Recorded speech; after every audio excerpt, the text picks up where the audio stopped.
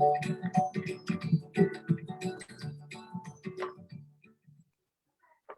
evening, everyone. It is Thursday night, and we are here with Creative Partner Ginny Prosser.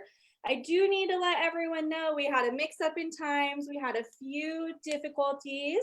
We do know it's late for some of our audience, but we are glad that you're here with us, glad that you're going to be creating with us. Ginny is going to be sharing how to use the thank you kit, our newest thank you kit, on a scrapbooking layout. As you guys know, she just creates the most beautiful detailed layouts. So we are happy to have her. I am just real quick sharing this video over to the Play to Create group right now. So that'll be just a second. Let me type something up.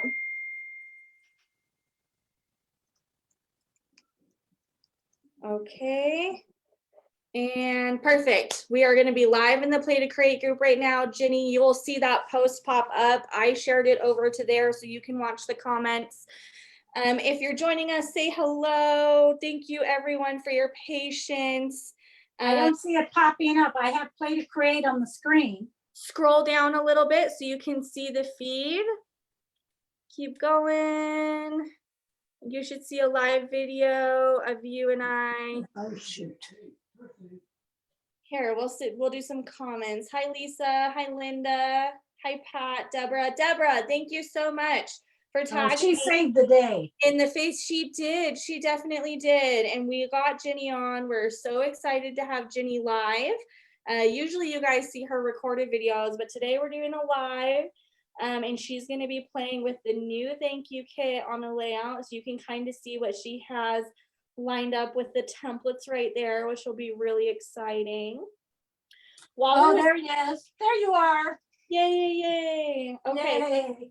So when you click on the video, when you click on it on your iPad, you'll see comments. So click on the black square on your iPad. And just make sure your audio on your iPad is turned down so they don't hear the echo. So I would just turn down the volume on your iPad. Okay, I'm trying that. So they don't hear the echo. So I would just turn down the volume on your iPad.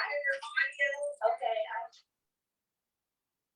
Hi, Tanya. Yes. Okay, I muted it. The class is starting. Perfect. So on there, Ginny, as you're live creating your layout tonight, you can obviously see your screen there. And then people will be commenting as well. Of course, I'm going to be watching this video tonight. And then if you need anything, Ginny, just say, Sonia, hop back on and I will get on the Zoom call and help you out. Okay. And then also an announcement for everyone. This was the last day of week 1 of our Kiwi Lane Olympics. Tomorrow starts week 2 of the challenges and deals of the week. Our community members will be receiving an email in the morning announcing week 2 challenge and week 2 deal. Remember to RSVP, join us for our closing ceremony on February 25th. Exciting things are coming your way, giveaways, special announcements, prizes. So join us for that. Okay, Ginny, I'm going to let you take over. So I'm going to pop off the screen. So your screen will be big. Everyone will see you. And so then where you're writing at the bottom, it's saying what you're saying. That's where their comments will show up. So if you, on your iPad, if you take your finger and do a little bit of a swipe, just a quick little swipe up, you will see the live comments. It'll say live chat. If you see kind of button on there that says live chat.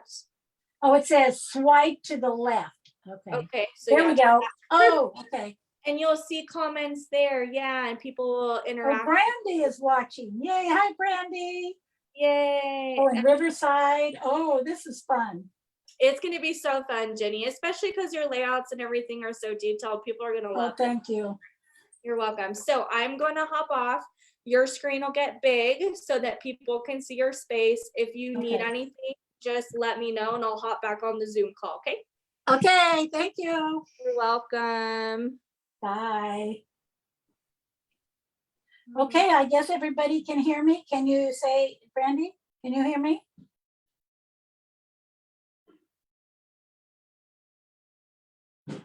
Hello? Can everybody hear me okay?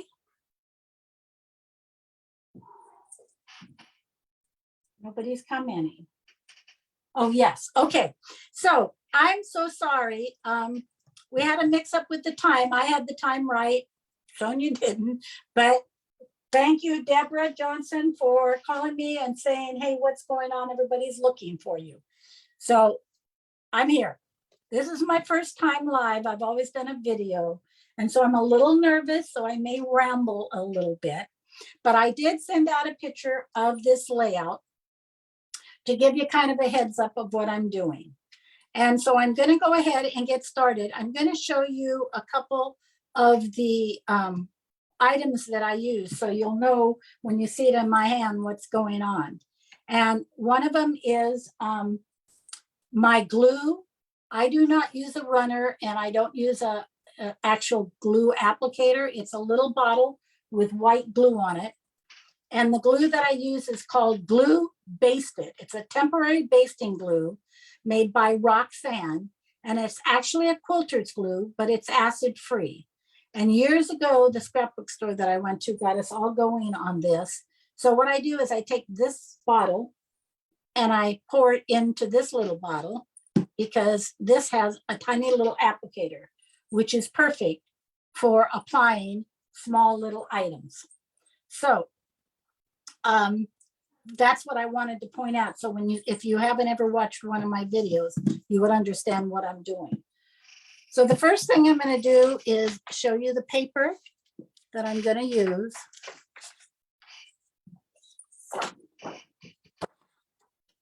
And it's this floral paper here by Photoplay. And it says I love gnomes, which I do.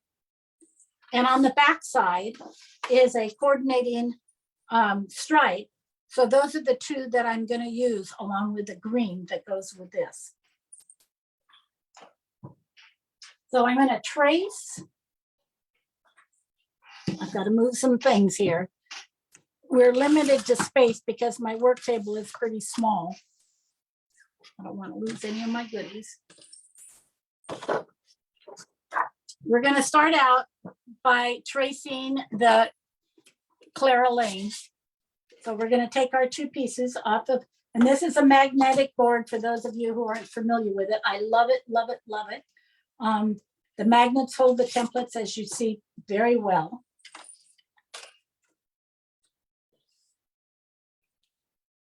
And hopefully you'll be able to see me over in my work area. So we're going to trace that first. So if you have your paper, that's what I'd like you to do, is take the Clara Lane. And I'm going to move this up so I can have this right here. I'll do it this way. That'll make it easier for you. So let's trace that up.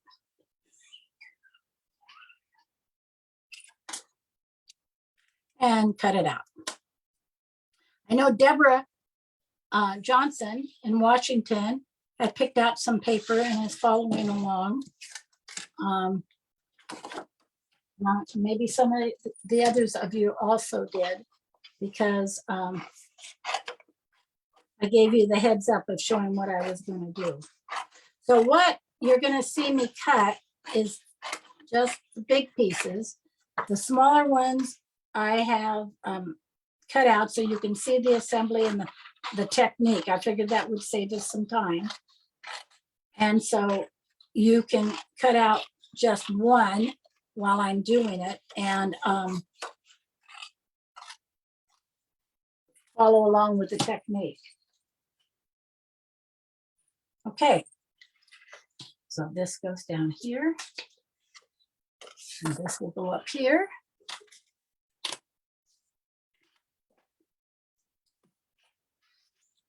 No, wait, give me just a second. I need to plug in my phone because I forgot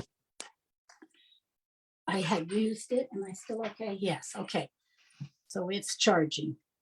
Okay, so we are now going to do the green for the garden frills. Now, when I do my garden frills, I don't cut it to the full size of the template because you'd be wasting all that green paper underneath it. So I trace this and then I back it up and just cut a smaller amount, if you know what I mean. So let me show you. Since they don't match up to each other, you have to cut them separate. So rather than cut it right along here and trace it, I'm going to back it up so that I don't waste that. And I just want to make sure that it still allows me to get all my green in. It does. So that is, let me get a ruler.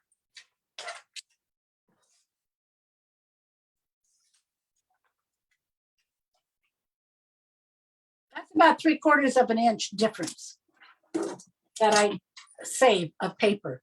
I'm a tight one. So I'm going to go ahead and trace that one. So this is what's going to peek out from behind our floral paper.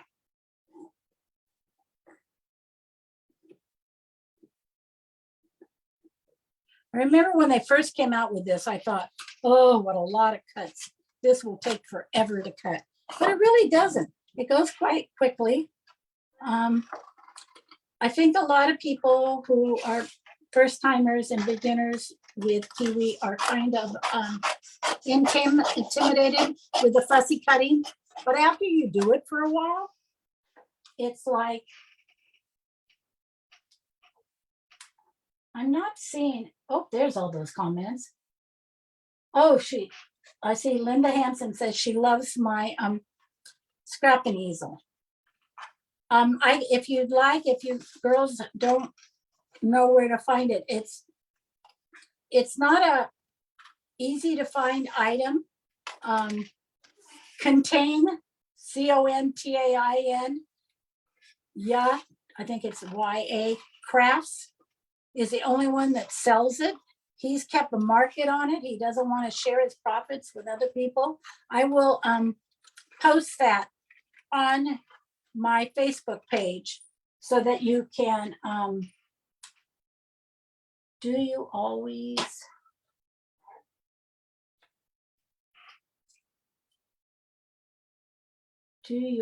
use magnetic board? Yes, I do. And I fell scrapbooking in my home a few years back. I guess it's been maybe 10 years now. That's not a few years.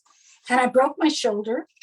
And so for a long time, and it was my right shoulder, for a long time, it didn't stop me though. In the cast, I was still holding it against my shoulder and cutting. The only thing was when I tried to throw stuff in the garbage can, it hurt. Anyhow, I got to where after it healed wrong, and my shoulder hurt really bad. I ended up having to have surgery again. So it was hard for me with my neck and my shoulder bending over a table and cutting out items. So I discovered the scrapping easel. Now I have it on the lowest setting, which means I have it upside down. If you turn it around, it sits up much higher and closer to you. I can't work with it with my arm up here like this. I have to work with my arm down lower because of my shoulder. So for me, it's a godsend. Now, the nice thing about it, if I wanted to, but I'm not going to because it might make a mess, you can have your layout here with magnets and close it up and take it with you. If you were at someone's house scrapping and you didn't finish and you wanted to take it with you, you could. It's very versatile that way. These magnets I bought on Amazon. The magnets that come with it are metal, and they are very magnetic, and they tend to jump off the page over to each other like that and chip each other. And when they do that, it's not a pretty sight.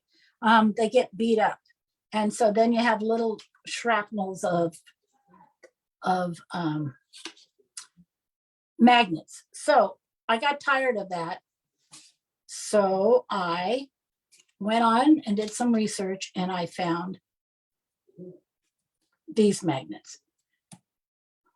And so you just put, what did they call them? Push pin magnets. But you do get some with it. Okay, there we go with that. This goes back down here.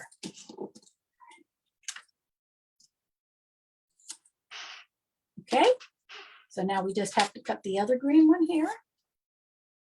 I tried to find a green that looked like it matched this green here, and that's what I had that was available. So this time, I'm going to put this like so. I don't need all that, so I'll cut it right here.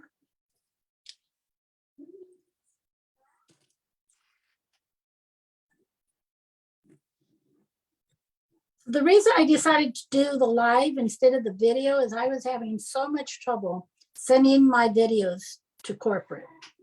It would take them all day to get one of my videos since they were so long. So I said, well, if I watch one of these live ones and I think I can do it, I'll give it a shot, but we'll see. You guys might get tired of hearing me. I had to shut my bedroom window because we are parrot owners, and the parrots can hear me in here talking. So then they start talking, and we would have a whole group. Do you always use your magnetic board to trace? Looks like it. No, that was a question. Laura, no, not to trace. I have a workspace here, but because it's so small, you wouldn't be able to see me do my thing. Maybe on the small stuff you would, but not on big pieces of paper like this. So normally I would just have my design on the board and not trace on the board. I'm sorry, I misunderstood your question.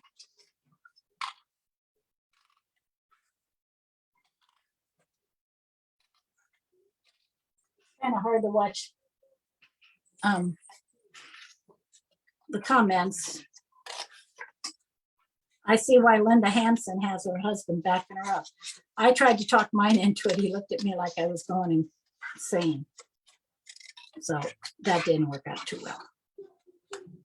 I'll just have to glance up every once in a while. And I think I can also, when it goes live, I'm not sure, go back tonight and view the comments and answer them for you. Okay, here's our other ones.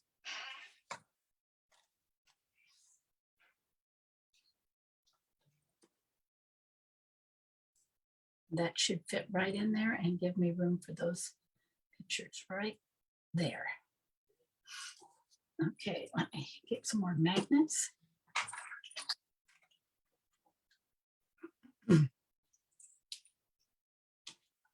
There's that part. Okay. Oh, look what I put there. I put that on. How funny. I'm not paying attention what I'm doing here. Let's try this. That might look prettier on. There we go. Now I can scoot this way down.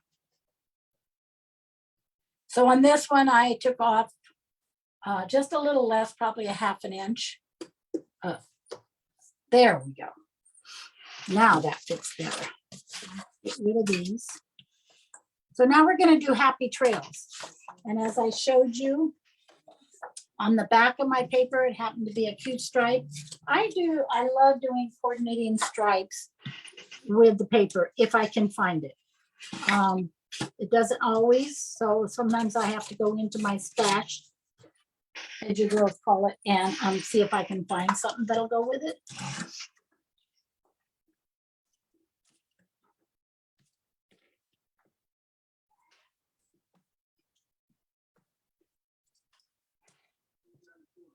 Okay, let's see if there's, comments here.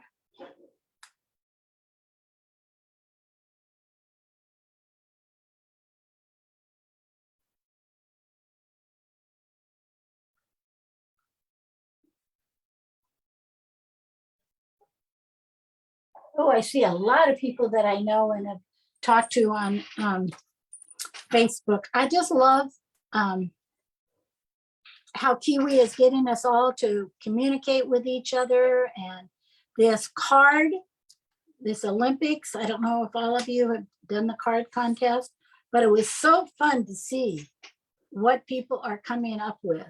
Today I saw one where a gal said she's not a card maker and it took her forever, and she really wasn't sure if it was worth the time. And oh my gosh, it was one of the prettiest cards, I told her, that I have seen. You probably still can hear my husband in the background because he wears hearing aids and is talking to the parrots. He said he was going to put his headphones on to watch TV, but he didn't say anything about how loud he was going to talk while he was talking to the birds. They stay up till 8 o'clock and then they tell us it's time to go to bed. And they sleep in a little small cage to keep them comfortable. And they like complete dark for 12 to 14 hours. So they go to bed at 8 and they don't get up till 10 and they don't make a peep in their little closed in quiet zone, which is on top of the washer and dryer. Of course, we can't do clothes, but that doesn't bother me not to be able to do laundry at night.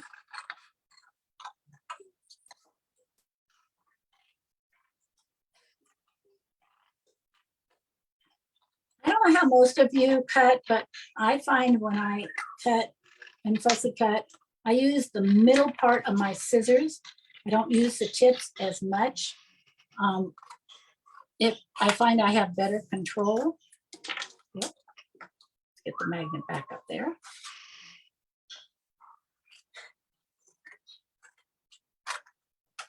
And I started out with the Cutter B scissors probably 20 years ago. And I know a lot of you use Fiskars or Timhos. We all have our thing. These are getting harder and harder to find, but good old Amazon supplies me with them. Okay, done, and done. So we can put that paper away.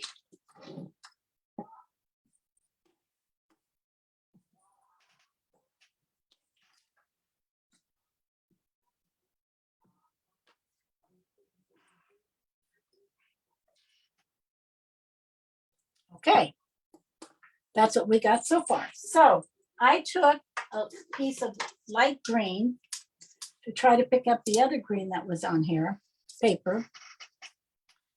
When I don't use the photo squares, I have to admit that. I'm very bad about it. I take my pictures and I decide what I want to show. I do my own cropping. If I don't do just 4x4 or 4x6 or 5x5, I cut it down until I find what the focus is. So I really could have taken and cut off and made this smaller and take out this background here. But then down here, I would have had to take this basket out, and I wanted this basket because my daughter gave it to me. So my pictures are kind of odd shaped. So I'm going to tell you what size they are cut so you can tell if you can fit your picture in there. These are 4.5 by 4. See, so it's not even a 4x4. So I have 2 of them on a piece of paper that is 8.5.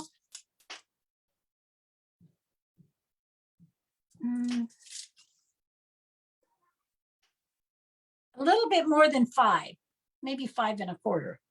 So whatever pictures you're going to put here. Now, to accommodate, if you did have 4x6, you could cut it bigger and you could go down and cover up part of your Happy Trails.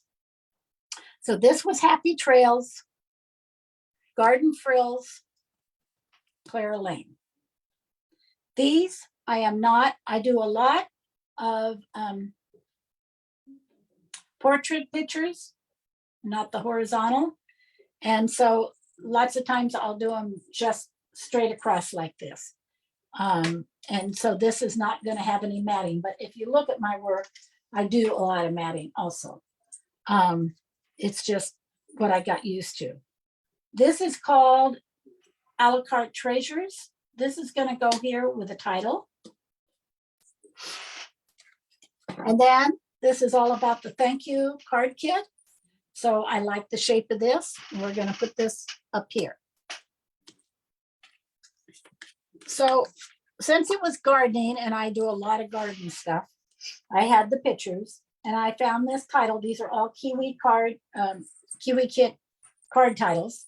I found this one that said, enjoying the landscape today. And the other one says, a beautiful garden is a work of, and it has a heart. So I guess I should show them this way. So I'm going to go ahead and take my title and trace it. And I'm hoping you can see that. There we go. So this is normally how I trace on this work table. Usually my scrap and easel sits back and I have this small work area here, and then over here where I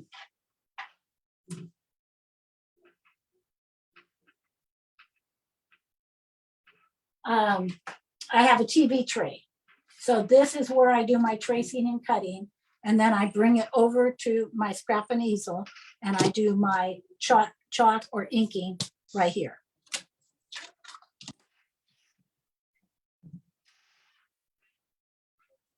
Okay, so I'm going to cut out the title. If you don't have a title yet, while I'm cutting or whatever, you can go dig up one, or you can put a title up later. I use Post-it notes a lot, and I'll put a Post-it note if I'm at a crop and I decide I want to go home and look for a title card. I'll make a Post-it note and stick it on my layout and say, find title card, and use thank you card kit for template. And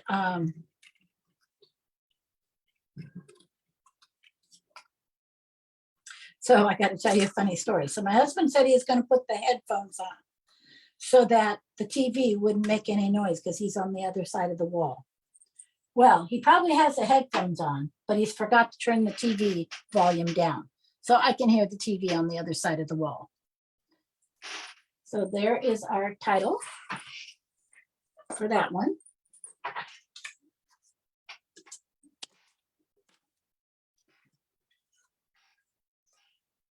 Okay. A la carte treasure. You know, someone asked me which kit this was in, and I never did figure it out. Does anybody know? Was it in a journaling kit? Maybe Sonia knows and could jump on, or someone else could make a comment as to where we got this little.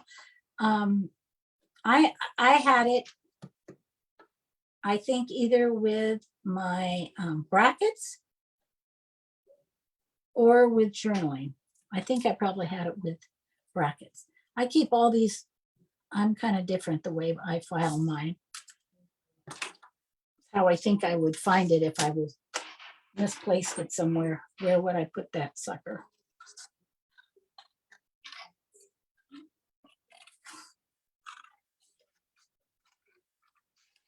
Okay.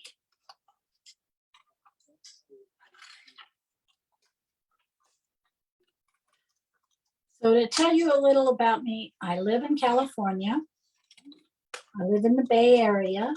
I live by the bay. The water's right behind me. There's a yacht club. To go anywhere, it cost me $7. every time we make a trip, except if we stay local in town, or if we go out this one area, because I'm surrounded by bridges.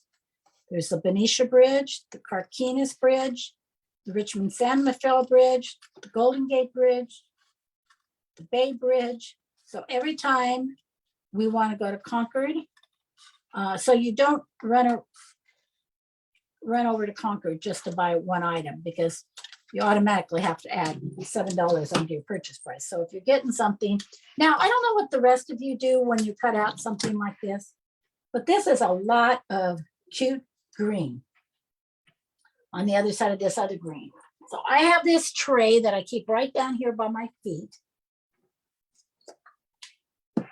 And it has all my scraps, not in any kind of color sequence, so I can look through. So if I want to make a little couple of leaves, I look in here. If I get a card like this one, Bushels of Fun, I don't do a lot of journaling. My pages are all chronologically filed. And so that means that if I, except for this, that means, you know, Halloween before Christmas and Easter and 4th of July and all that. And to me, if I pass these on to my grandkids and they're pictures of them, they're going to know they were there, what it was. So I have never been a person that does journal. So if I get journal cards like this in my kits, first thing I do is I look on the back and go, that's a cute blue. So in here, there are all kinds of cards that I keep to use the back side. I mean, this whole thing is full of them. And I do a lot, since I don't make cards, and I probably wouldn't use Hope Your Birthday is on Point. I like the peach on the back, the blue on the back, you see? So I save all these.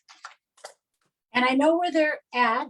If I decide I want to use them for a title, they're here. But I save the ones that I do like, and I keep them in a little envelope, and I have them clipped up on a spinner. And like I have all my fall ones together, all my Christmas ones together, love, friends, family. So if I want a title to go with a family picture, I can just pull those down, open it up, and I'll have all my Kiwi stuff. But this is what I do with the ones that don't do anything for me. I save them right in here. So I'm saving that little piece of green right there. Okay, so this goes right here.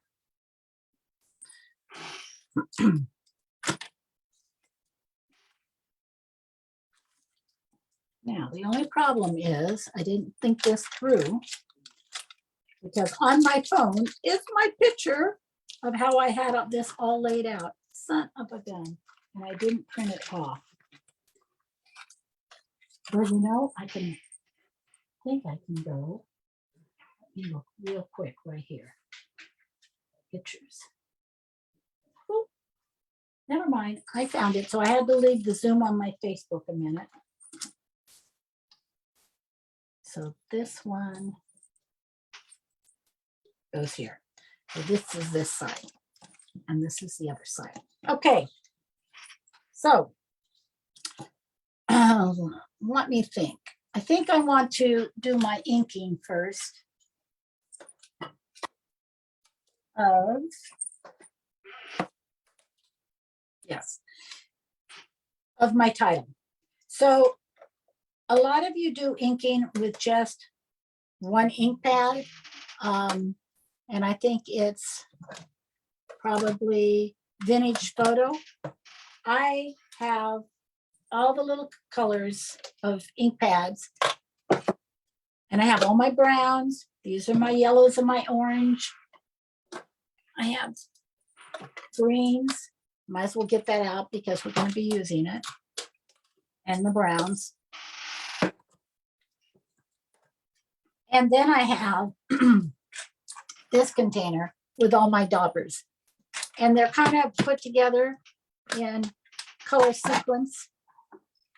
So it's yellows and oranges and browns and my blues and my greens.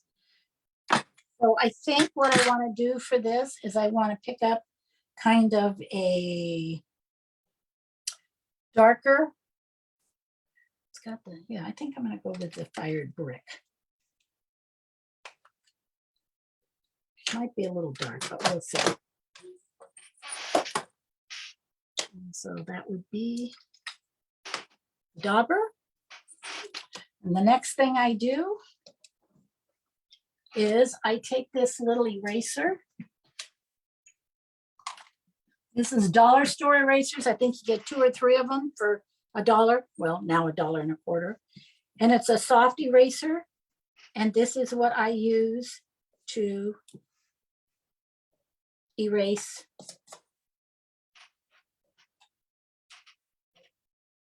Let me see if I can go back to Zoom.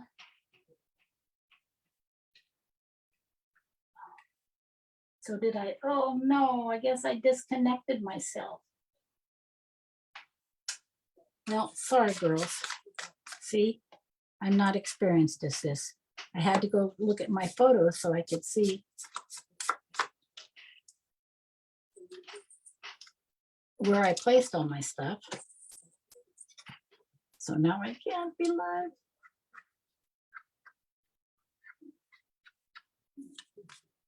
So that was just on my.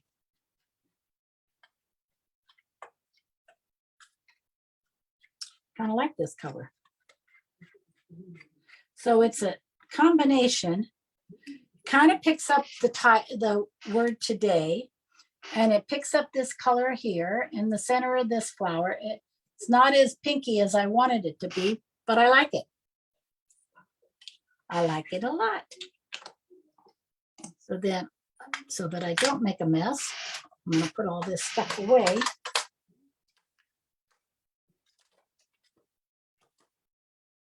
Now the next item that I use, and I'm on my 3rd set, that's how much scrapbooking I do. They last a very long time, but they have been running out. I had 2 sets over here. And they're glitter gel pens. They're the Paper Studio, which is Hobby Lobby, which I swear I own half the store with decorating my house. They are $6.99, but I wait till their scrapbooking supplies is on sale, so I get them for half off. And they have a lot of colors in them, and they go on so easily. And here's an example of a blue and an orangish shade on this flower. So I am going to take the orange shade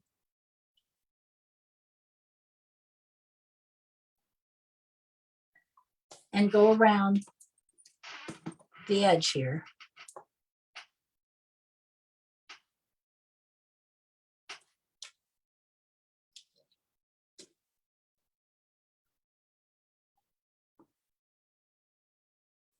And highlight it even more than just, I don't do it on all my things, but I do it on my title and on all my embellishments that I want them to stand out and pop off the page.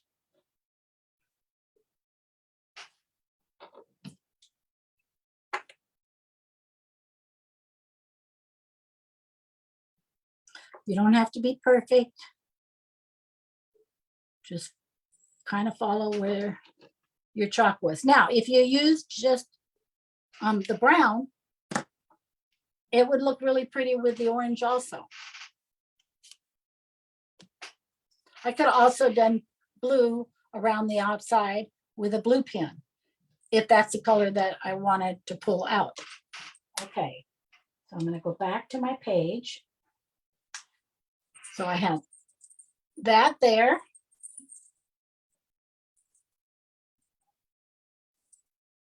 Now, I had made this so you could see what we're going to create. This is all finished. I have popped this little thing up here, and I used my liquid pearl, which I'll show you here. So that's going to go right here. Now, to save us time, I am not adhering every single thing down on my page. That's what I'm saying now. It may change if I find that they're not sticking. Okay, so here's a sample of the leaf that I made to show you using the green ink and kind of a light black pen. So I would tuck that right there like that. So I'm going to make one for you so you can see how I do it. That green that I used,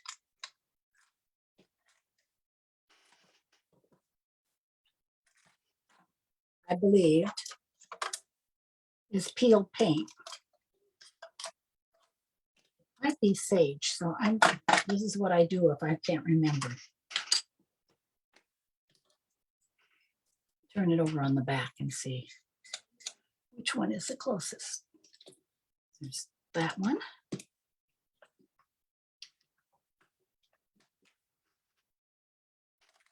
And peel paint is this.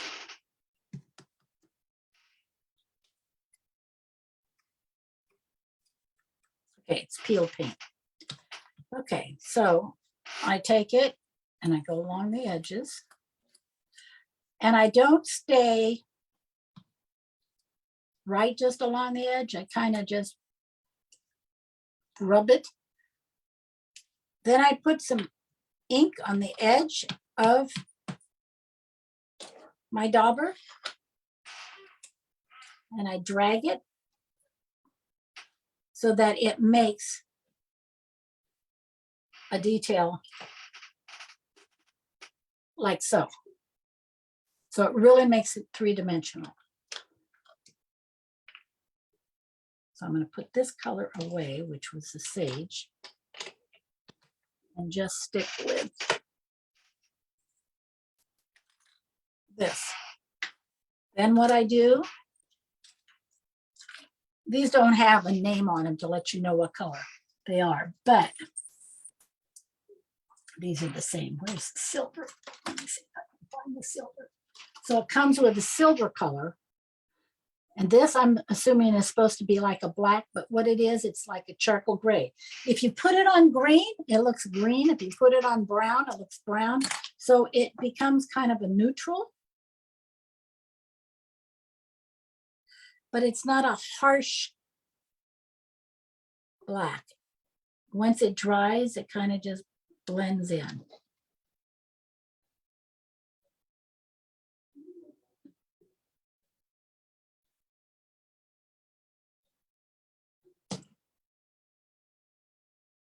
And then I'm going to put that vein right in there. So we got that one done.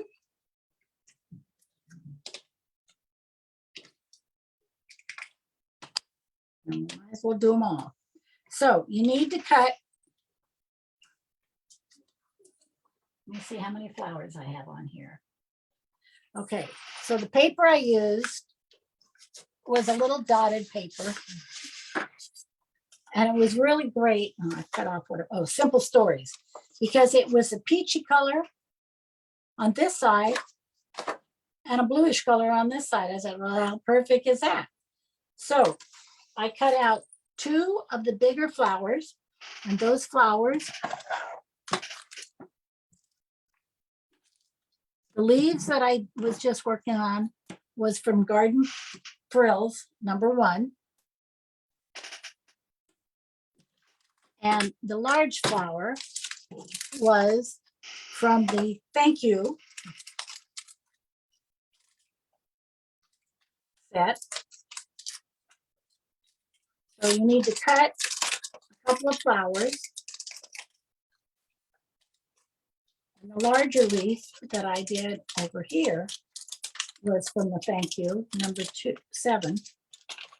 of 7, sorry. So this one is the large one, and that's from Thank You. And the little one that we're going to do is from Garden Frills. This is a large flower from Thank You. And the little flower that we'll be using is from Garden Frills, and it's 2. So there's that size, and there's that size. And I wish I could get my Zoom back up. Let me see if I go there real quick.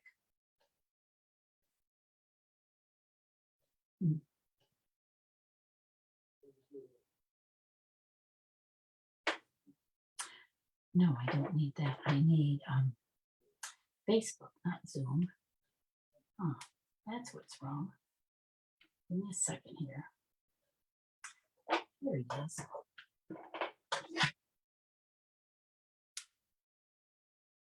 Wanted to see if there was any comments.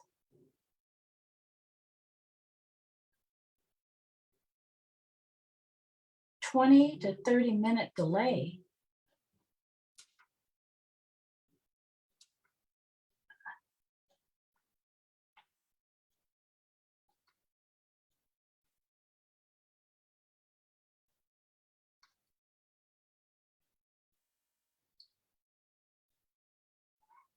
Oh, good.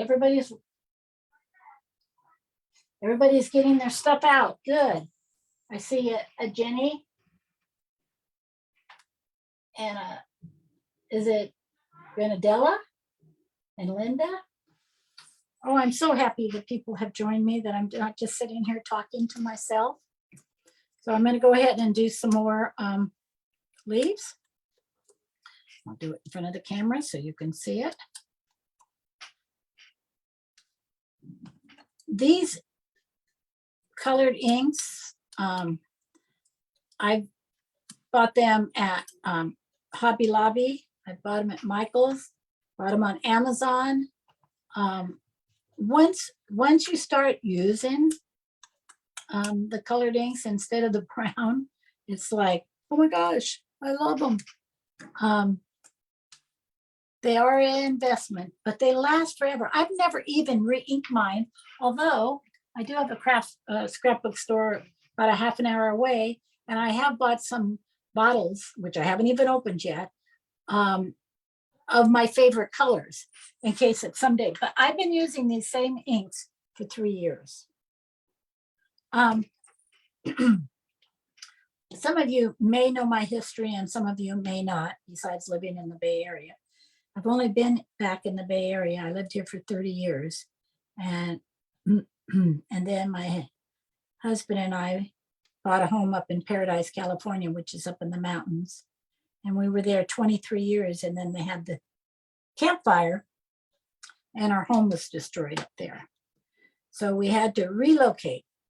And we knew we wanted to go into a senior mobile park because we're older. And we started looking, and we traveled more than 100 miles each way. We looked all the way north of where we were living before, and we went way south down to the bottom of the Bay Area in San Jose area. And we finally found this park in Benicia, and it was the nicest of the nicest, well-maintained, good pricing, because leaving an income area that is a lower income and housing area that's a lower housing area, and coming back to the Bay Area is very difficult to do, very difficult. But we had good insurance, so we were lucky. So we've only been here 2 years, but the saddest thing of all the stuff that I possess, that I miss the most, besides my childhood memories I had kept and my kids' baby pictures, baby albums, is the 120 scrapbook albums that I had completed over the years. I had 120 chronological, my grandkids, my dad's baby pictures, my grandmother's pictures, everybody's pictures, chronological, 120 of them gone. So I started, when I moved into this home, I started from 2019 and started working back. And then in between, I go forward. So I'm caught up current up to Christmas of 2021, all the way back to 2017. So each month I try to do a little back and keep up forward, and it's hard. And someday I hope to be caught up. I hope I live long enough to have 120 albums. And at this time, I think I have 20 complete, usually 4 per year, something like that. So that's my story and my history. So I was fortunate that Kiwi Lane and a lot of my scrapbooking friends supplemented me with lots and lots of supplies so I could get started right away without having to go in debt. Okay, so I am now going to look at my picture again. And the next little flower is this one here. It is the Garden Frills 2. And what I did for the center, let me think about this a minute. Oh, shoot. What was it I used? It wasn't circle. I found a template that had, maybe it was an accent, 20 templates that had a little circle in the center. Oh, I should have written that down. I'm looking real quick. It was, oh, I know. It was one of the flowers. Let me look under tiny plants. It's probably in there. I want to help you out with that.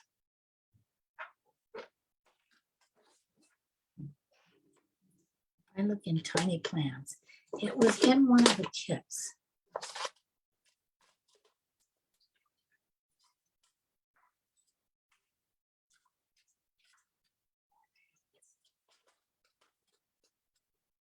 One of the tropical flowers, and I had a hole in the center of it. I don't have it filed under there. Maybe I have it under tropical.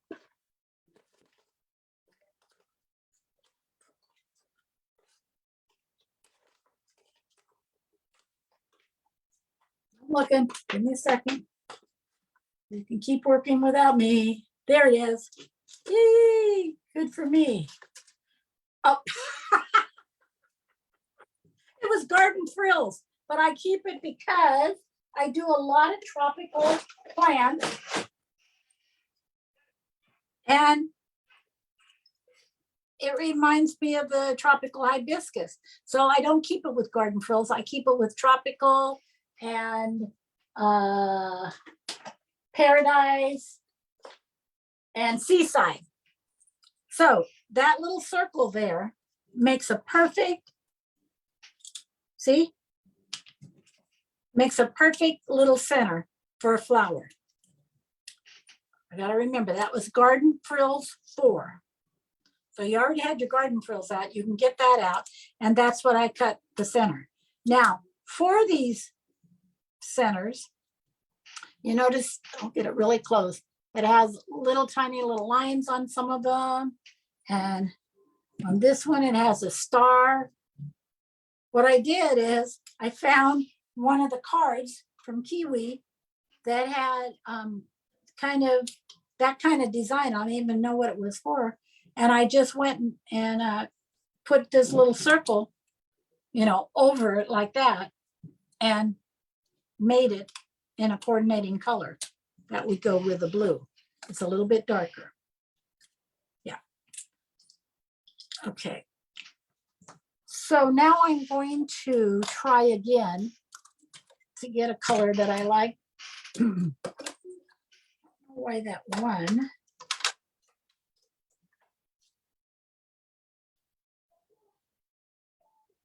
That says barn door. Oh, I use fired brick. I'm going to use barn door this time. Because I want it darker. I don't want it lighter. And I also need to use a different dauber. Let's try this. Ah, now we're talking. So I'm putting kind of a rusty red around to highlight this flower. I hadn't thought this out when I designed it of what colors I was going to use. Oh, I got some of the ink on my finger. Doggone it. I usually don't do that. Kleenex. Usually tidier. That's okay. Won't hurt anything. Okay. And I think I'll use that same one on this little flower. So let's see, how many little flowers do I need for you to cut for this layout? We need 1, 2. You need 1 for the center here.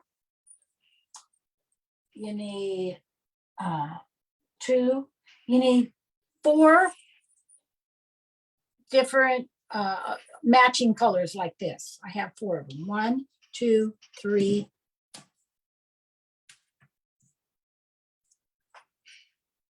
1, 2, 3, 4.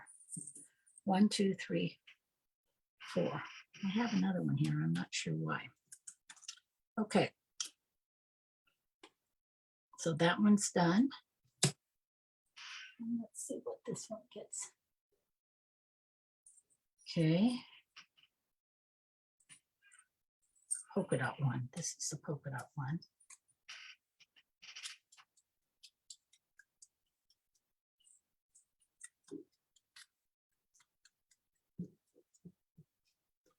Okay.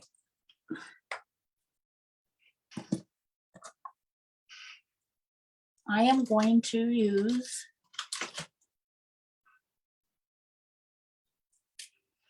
let's see how it looks. The red from this pen set. So now, if you don't have any colored pens, this is the wrong red. This is not the sparkly red. Sorry. Oh, that's right. I have to take it out of here. My other one ran out. You can do the same thing with just a black pen or a light black pen and go around your edges, or you can just leave them chalked.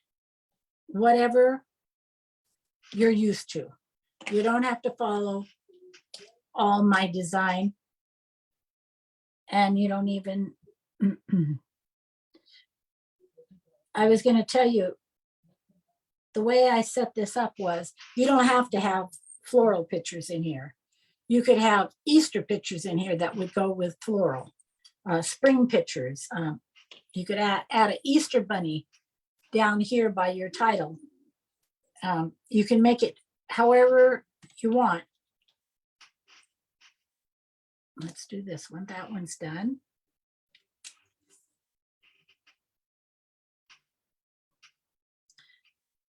The red is a nice red, but when you put it on orange shade, it changes color. So that's why I knew it would be okay on here. It kind of turns into a rusty color.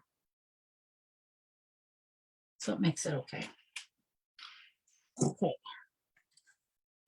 Now, if I've done this right, let's see my picture again. Okay, if you look in the center of these flowers here and here and here, they have just little dots. They don't have the circle. So I have this product that I use, that I show all the time. It's called Liquid Pearls. It's a 3-dimensional pearlescent paint. Now they're hard to find. You can still find them at scrapbook stores and on Amazon. But the new product by a new company is called Nouveau. It's exactly the same. It's just a bigger bottle and it works the same. So on these, if you haven't seen me demo it before, you squeeze it lightly, you touch your paper, and you release your pressure and pull it off. So you go like this, squeeze, pull, squeeze, pull.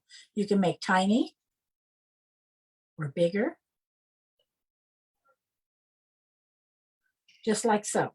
Now, the only drawback to this is it's wet and it has to set up for a while. So we won't be able to place these on for a while. So I need to put them away from me so I don't stick my arm in them, because I have been known to do that. So that's what I had designed for the center. I did this is one liquid pearl right in the center of that one.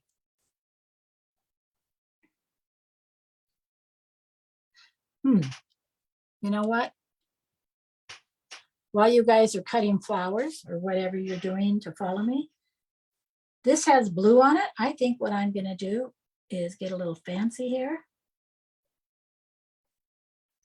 to show you how easy this is to do. You squeeze, release.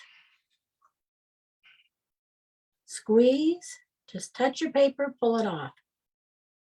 It doesn't take much pressure at all. As long as I don't stick my hand in it.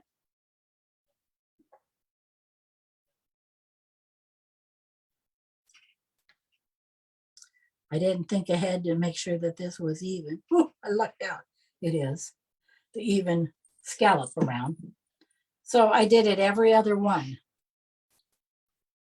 just to bring the blue out and the blue here.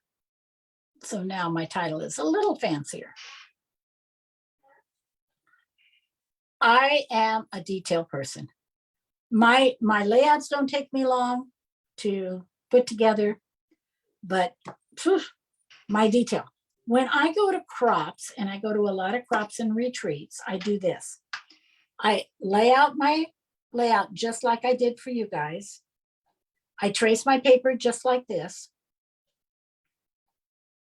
And I cut out all my stuff.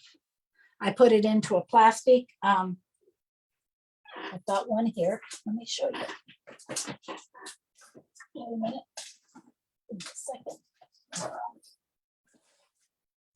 Put it in a plastic sleeve, back in a plastic container with notes to myself if I need to. This is my grandson bicycling. It has all the pieces cut out, the background paper. This is my daughter in Mexico with my grandson. So I've got the background all cut out. I've got this, and it says that I got the idea from Sketchbook 60. I use Orchard 5 a la carte. So I write this so that when I post it on Facebook, I know what to write to you guys to tell you that I use. So I'm going on February 25th. I am putting on a crop for probably 30 or 40 ladies. It's not actually mine. It's Lindsay Smith, who was a creative partner with Kiwi Lane, and I think she still is. She lives in Idaho now, and she's hosting it, but she's got to go to a baby shower, so she hires me to host it for her, and it's just a half an hour down the road. So I go with 20 of these kits that I have designed and cut out so that when I open them up, I take a picture of them on my iPad. I take my iPad, I open my iPad, I have a picture of it laid out like this. I reassemble it, and then I put all the detail. Because I'm a detail person, that's what I do at my crops. I finish them up and glue them down. Now, it's not the easiest thing to do to cut out a layout, set it up, have it just like this, and pack it back up and not want to finish it. There's sometimes I get so involved, I go, oh, I have to finish it. I can't take it with me. So I finish it. But 9 times out of 10, I know my goal is to have 20 of those. Now, if I only get 15 of them done at a crop, then I bring the rest home and I've got 5 to complete. That's how I get so many done. I used to not do it that way. And then what would happen is I wouldn't be by a scrapbook store. I'd forget matte paper or I'd forget a template, or I'd forget this or that. This way, you don't have to haul all your templates with you. You don't have to carry cardstock with you. You don't have to try to figure out the design. You get a lot done. And I know Susan has showed how to pull paper and pull the templates and pull your ideas and put it in a kit. I just go past that step and I pre-assemble it, lay it down, take a picture, unassemble it, and I'm going to erase my lines on this while I'm at it, and then finish it up. It sounds like it would be a simple thing, but I can spend 2 hours dilly-dallying around with liquid pearls and inks and ribbon and whatever. You know, you start adding on little things to your layouts and your cards, and it's time consuming. So, and you know, I find I can talk and visit and not get distracted and get a lot more done because you already have your design in front of you, and all you're doing is reassembling and detailing it out. Okay, back to our leaves. So we got these leaves done. We got that little flower over there. Let's see, I have a blue one somewhere here.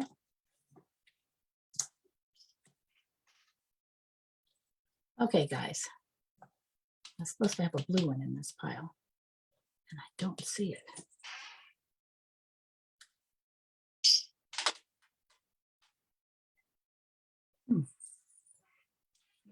Maybe I have to swipe it out of this other one.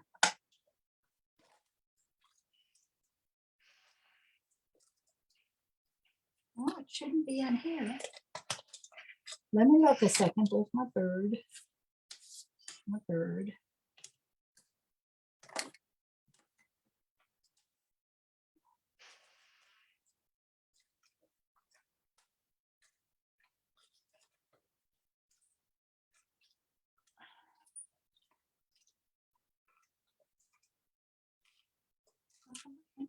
Big blue. Where is my big blue delight? Bury it somewhere? Well, it's not like we can't cut one, huh? I guess that's what I'll have to do because I'm showing another big blue over here with the orange center. Well, right now, I'm going to swipe it out of here and we can cut it over there later. If I don't need that as an orange. No. Okay, here's a big blue. Erase the lines. So what I'm doing right now is basically how I do it at a crop. I have these all pre-cut.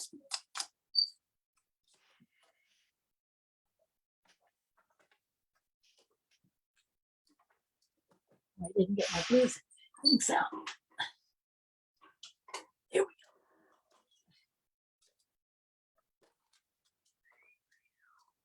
Oh, here I found it.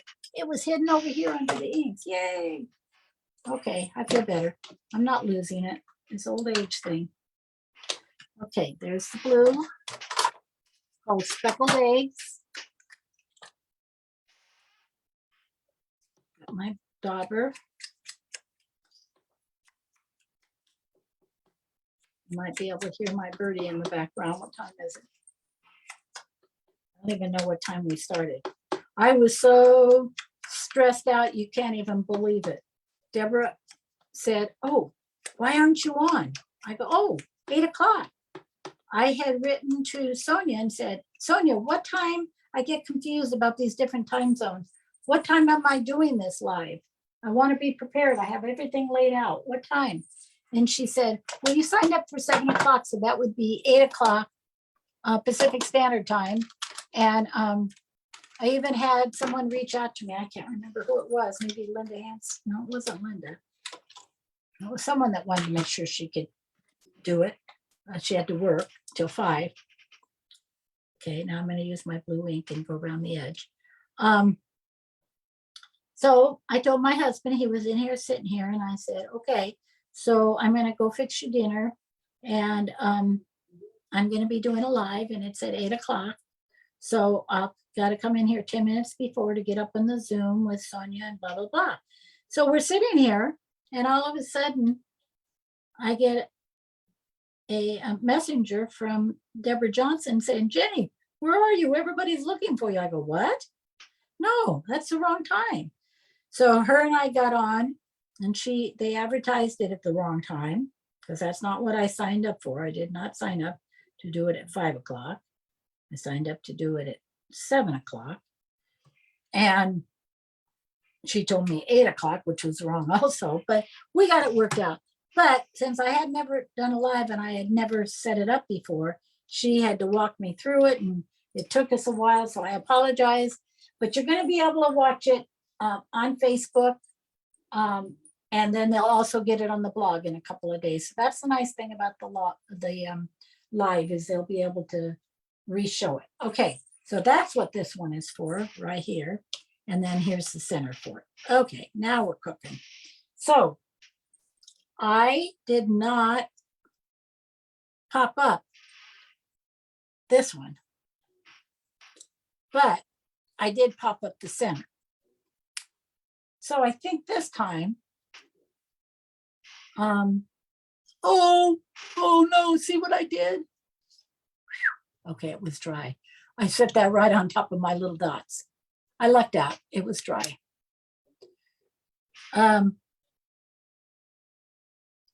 No, I don't think I will pop it up. So now you get to see my glue. This is the little bottle. It just takes a teeny bit, like so. It dries clear and it stays forever. So it's made for quilters to put 2 pieces of material together with this glue and then sew, and it's water soluble. So then when they wash the quilt, the glue disappears. I don't know who decided that it'd be good for, but it works great. You find it at quilt shops. Amazon carries it. It's like $11 or $12. This will last you a year. I buy it because I do so much in this huge bottle, which is 6 ounces. And I just carry the small one with me when I go to crops. This is what I use at home. And I pour it into the little one. Okay. And now I don't know what you girls use for popping up your things, but these are my mounting squares. And I have the little tiny 1/4-inch ones and the 1/2-inch ones. And then I also find some stuff at the Dollar Tree.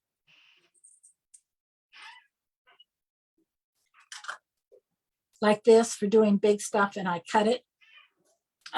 It's a little sticky and it's not as nice a quality as this, but it's a lot cheaper. Okay, there's our second flower, which I thought I lost, but I hadn't.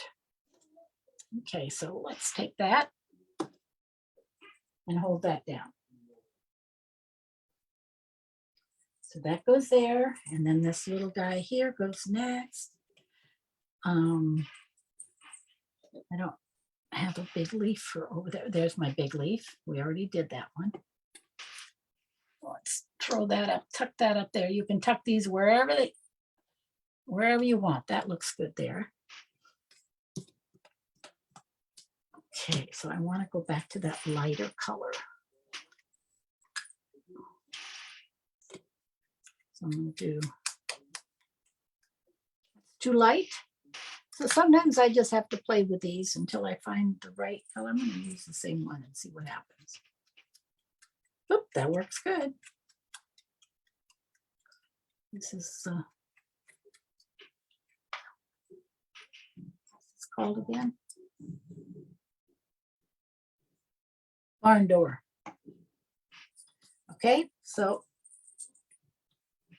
barn door.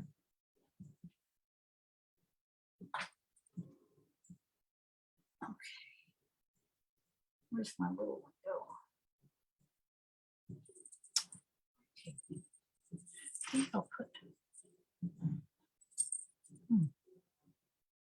So what I found that I like about this garden frill is that after you get your flowers and everything on, the part that's sticking out makes natural leaves.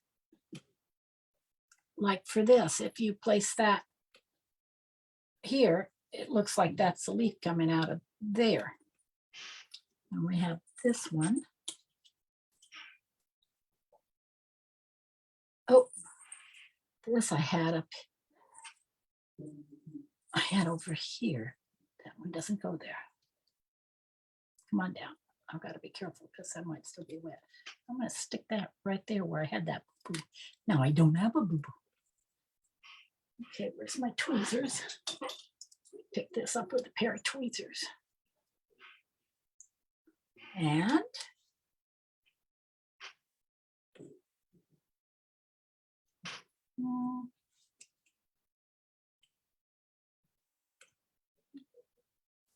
a little leaf there. Okay, now I'm going to show you something else that I do. That's my blue one. Oh, I switched that to blue. Use my orange. Okay, I have this punch. I got it on Amazon. It's a flower punch. It comes in this size and a larger size. This says it's made by Bira, B-I-R-A, B-I-R-A. And it's just a hand punch. Let me get a piece of paper. My scraps down by my feet. Punch is really easy. Has a little holder underneath here that holds the pieces.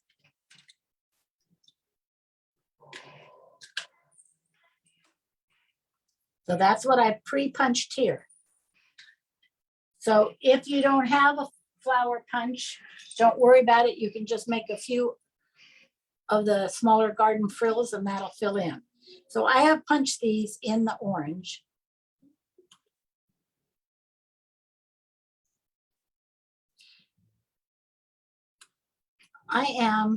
This is driving me crazy. My husband has some loud thing on. I don't know whether you can hear it or not. I am going to step away for just a second and go let him know.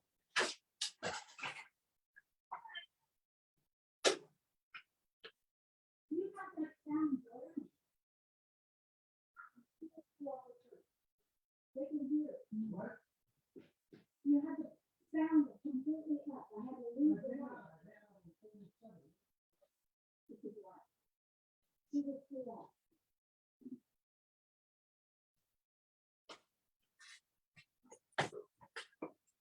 Okay, sorry. I had to tell my husband he had the sound on. He goes, no, it was only down to 37. Well, on a shoot 'em up, bang, bang, 37 is pretty loud. So I could hear him, and I don't know whether you could or not, but it was making me a nervous wreck. Sorry about that for the interruption. Okay, so I'm taking a piercing tool, which is a pointed tool that's used for poking holes and picking up stuff sometimes underneath where you can't get under it. And I put it right here and I just roll it so that it makes my flower kind of three-dimensional.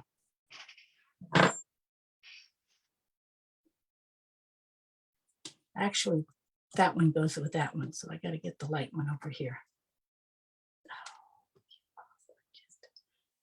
Okay, did you see what I just did?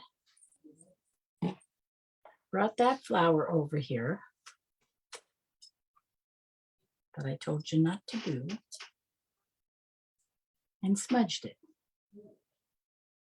Well, it's dry, so I might be able to pop these off. Sometimes you can pop them off like so. So this is a training class for sure, showing you what not to do. So these are pretty dry. So they like just come off. They make those little pearls. Okay, let's try it again.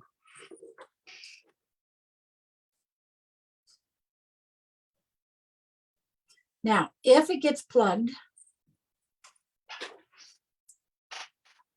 at the end, which it does, if you feel like it's plugged, do not squeeze harder. You will get this big glob on your work thing. Take a sewing pin,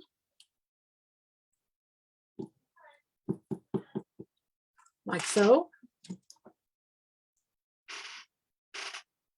Squeeze it to make sure, and we're back in business. Now, let's see if I can keep this out of the way for now without setting anything on it. So, what I was telling you is I did these two, and they're opposite colors, so now I need to do the right color. So I'm going to spend a little time. So if you're making little flowers along with me, or cutting out garden frill flowers, you can just keep doing that and listen to me chatter. Okay, now I have two of them. So put a little of my glue and I line them up opposite, like so, as much as I can, and hold it down for a few minutes. And I'm going to do the other one and let that dry. I tried my seat squeals, and it did that in my videos that I had made. And I tried using WD-40 last night so that it wouldn't make this noise, but I could never figure out where I had to squirt it so that it would work. So it was kind of a, didn't work.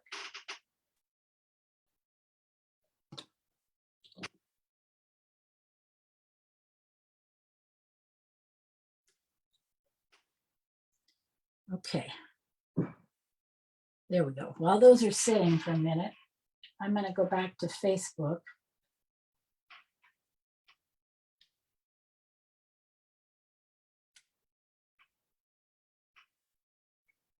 Because I haven't had it on for a while. See if you guys are still with me. Oh, Tanya's working with me too.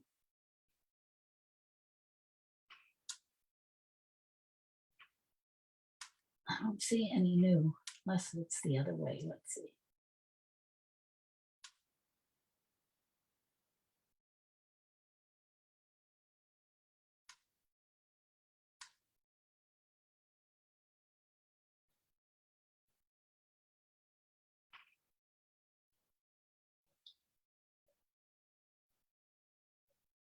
So Linda Hanson, I know my local scrapbook store. What were you guys talking about that you were looking for? Oh, the scrap and easel. They sell them at a scrapbook store? Really? Wow. I've never seen one at a scrapbook store. Years ago, that's why I love to go to crops. You get so many ideas and so many people that have different products. And I was at a crop in Weaverville, which is out by the ocean. And this gal had one, and my girlfriends kept saying, what is she doing over there? How is she doing that? Go, you're the outgoing one. You go ask. How do you do it? And I'm like, okay, I'll go ask. And I went over there, and oh my God, we all bought one. And of course, I lost mine, and it was the first thing I replaced. And then a nice friend bought me one. So now I have some little pearls, embellishments. And this is what I use on the center of these little flowers because they work so well. I got a little of that blue on here from the end of this. So there's that one.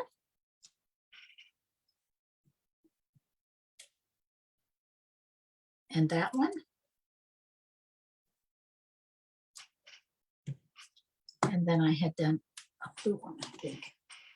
Okay, now I'm going to go back to Facebook. Oh no, not Facebook. to my pictures, huh? I'm getting confused here. Okay, so the blue one I used on the other side. Okay, so the little blue one, use that one there with the butterfly. Okay, so the butterfly. So I used 2 butterflies. Let me see if I can find the other one because I had it over here. I use a Garden Frills 3 butterfly. What I find about kiwi is what they do is sometimes they have a design and it sells really well, so they make it bigger in another side, or they flip it over and do it from the other side. But these butterflies are a little bit different. They're similar, but a little bit different. So Garden Frills 3 and the number 6 from the thank you is a butterfly. So I cut, oh, where'd it go? Oh, son of a gun. I just dropped it on the floor and it flipped. Oh no. See, that's what I hate about lives. If this was a video, I could stop it.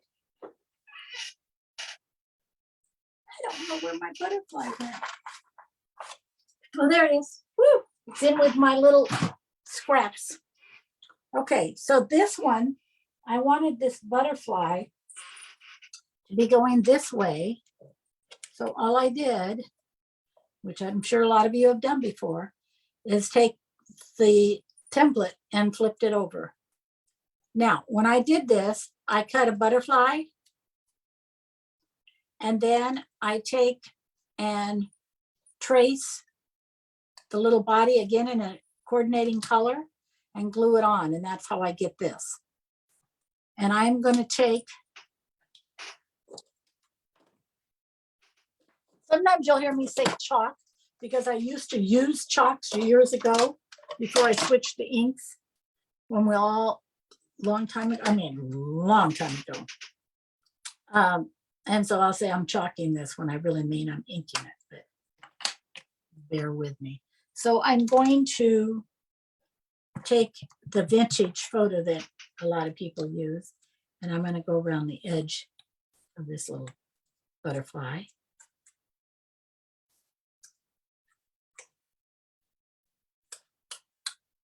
Hope you can see me.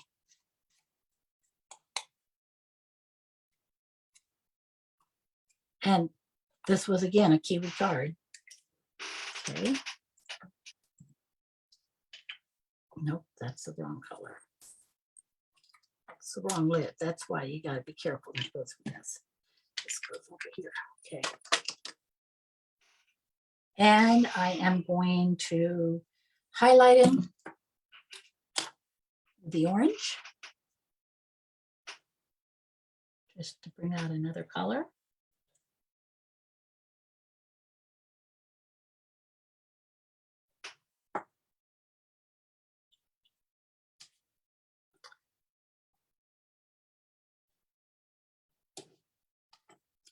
Ooh, I like that. I always am happy with anything I get done. It's because it's done. I got her done. Okay, let's go back to our flowers that I punched. So if you don't have a punch, you wouldn't do this, but if you do have a punch, what I do afterwards, then I take my ink again and I lightly brush the edges.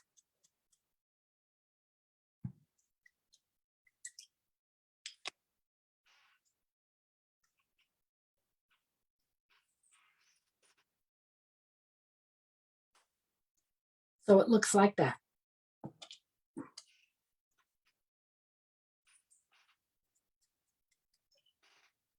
I'm still using the same barn door. So reddish rusty color, because it really shows up on this. And this is for the butterfly. I'm going to put him, I'm going to put him here. Oh, there's my magnets. And these magnets will hold everything. And our butterfly is going to go right here, and I'll show you why I'm going to have him down so far.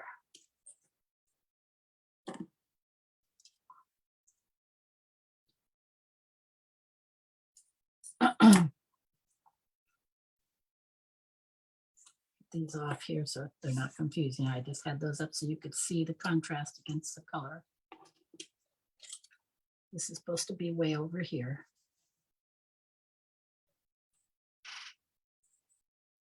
Okay, it's coming together. We got our title. We can tuck it. I would probably pop these up, pop that up. I think I'm going to go down here.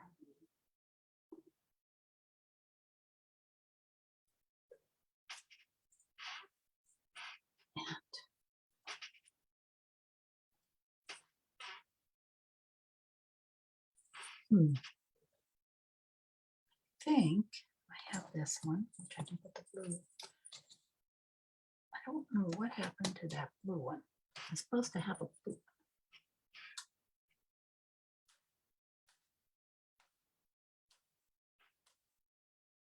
Oh, here we go. That goes there. This goes there. That goes there. I'm missing a blue one for some reason. I'm going to scoot this over here. I don't like those that close together. In my picture, it shows another blue one, but I don't see it here, but I have a blue punched out, so that's okay. We'll make do. I punched out of that same paper that I made the center a little blue flower because I wanted a little more blue on the page.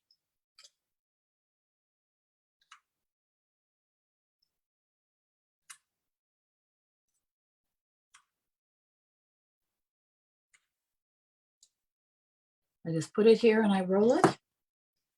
Now, even when I punched this, I punched it bad and I cut off the little corner here, but it really doesn't matter because when you place these flowers, these punch things, you can, there, hide the boo-boo like so. And this is what my other pearl over here is for. Okay, we have one more of the apricot flowers. Oh, and here's the dark one. Come on over here. You should be dry. I'm going to put this one here.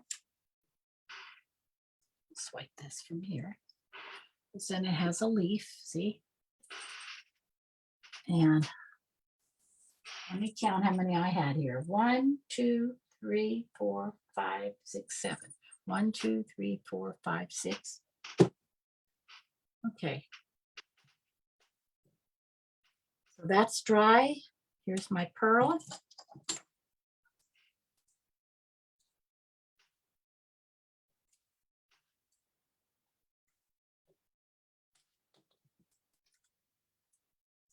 I'm going to take a blue. Let's see if there's any ink on this. No. Blues are over here.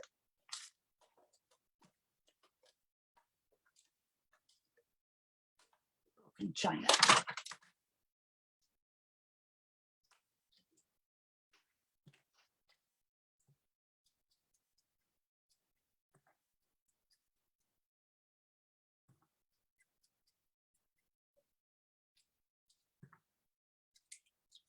Okay. So I'm going to make this a pear, I think.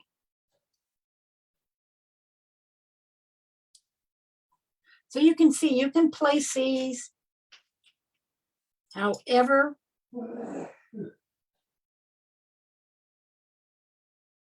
you like them. I'm going to put another magnet to hold those in place. Now I will glue this all down and take a picture of it tomorrow and post it for you. But basically, oh, I've got my leaves down here. Wait a second. We had some leaves we made. We might as well add them to the mix here. So they would go on this flower here.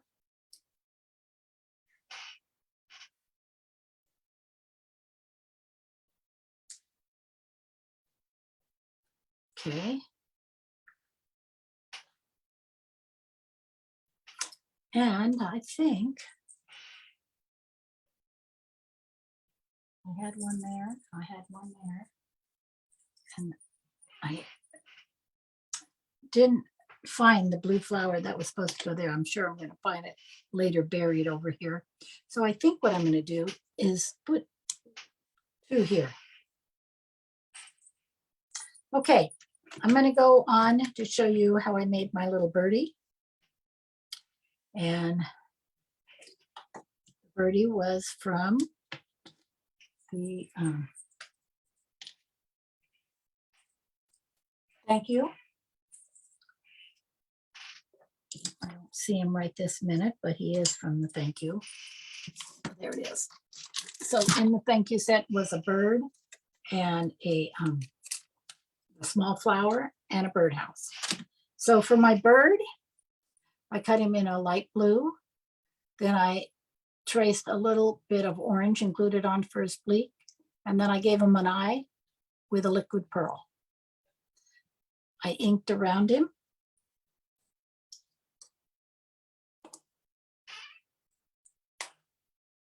That's my little birdie. So let me get rid of some of these inks before I make a mess all over the place. Tidy up a little. This is what happens to us scrapbookers. We get everything out and we have a mess. Some people are really good about putting stuff away.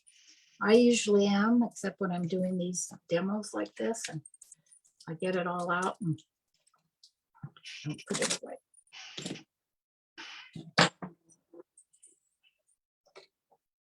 We've used all these. These were two little flowers. Okay, I can get rid of that. This, I think one of these might have been up. That's what happened. Here's my mystery blue flower. I found it. It was the back here. See, this one is a different color, and I cut it out of a piece of one of the titles from Kiwi, where this one was that paper I showed you that was two-sided. So there's my blue flower. So that's why I didn't have a blue flower to put. So we've got that one, so we're okay. So I just have this extra one. I think it would be overkill. You could put it down here. You can add as many as you want. It's up to you. So I use some little bright yellow. What was this paper called? It's Swiss by, what was that company? I'm drawing a blank. I used to buy from them all the time. Put my blue away. Here it is. I know most of you keep your little templates in a little bowl when you're working.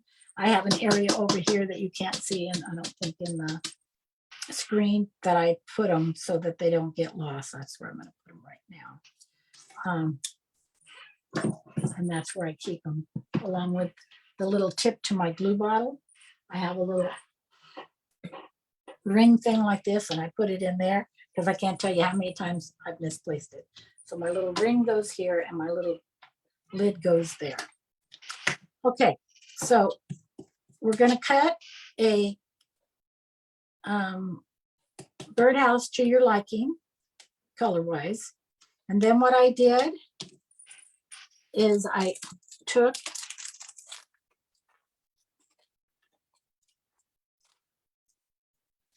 okay, so then I took and looked at how the line was and realized that it was right here and right here. So I just drew up freehand on another piece of colored cardstock and made a roof. So I'm going to glue that on.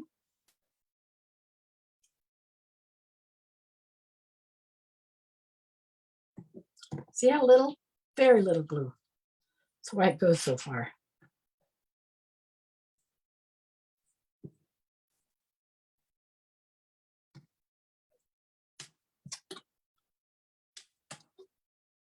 And then the little heart.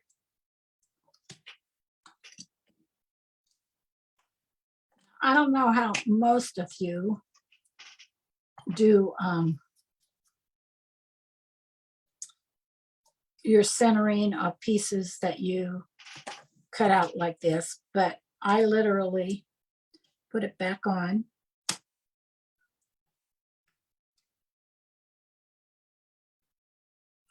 And then lightly take my pencil and make a mark or trace it, because if not, I get it glued on all cockeyed and then I'm not happy and I have to figure out how to get it off. Got a little bit too much glue. Let me get my tweezers. I just had them out a little while. There they are.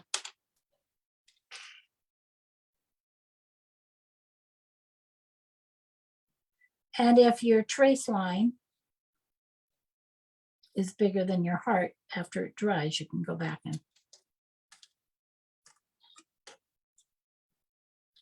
erase it. I also use these Papermate Sharp Writer pencils instead of sharpening pencils because I don't have a sharpener. It's funny, when you lose every single thing you ever owned in your life in a fire, and you're my age, which is 75, and you go to rebuy, you're downsized, obviously. You rebuy only what you need. So buying pencils that you had to resharpen and then buy a sharpener, I felt, I'll buy the kind that you don't have to sharpen and I won't have to deal with that. You have all those different electric cookware and this and that. You learn how to do without. Okay, so then I highlighted my cute little heart. And then I, of course, go one step forward because I'm never happy with just that.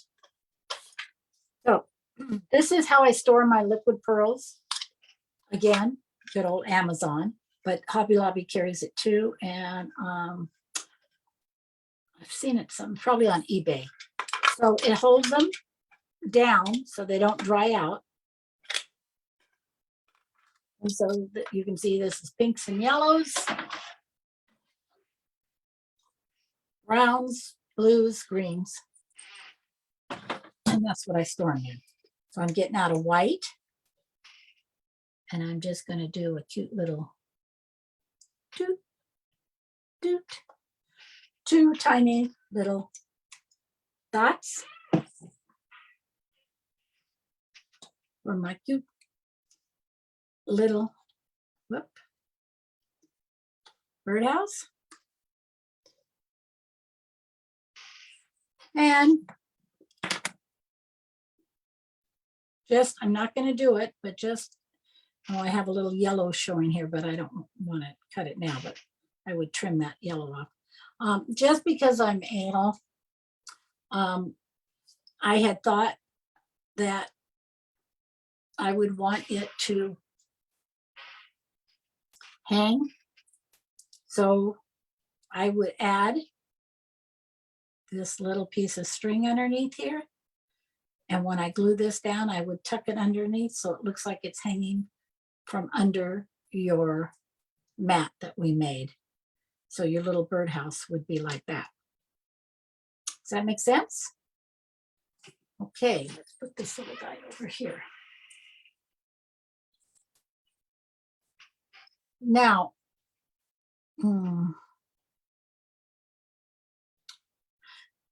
I would ink this, by the way. I didn't tell you that.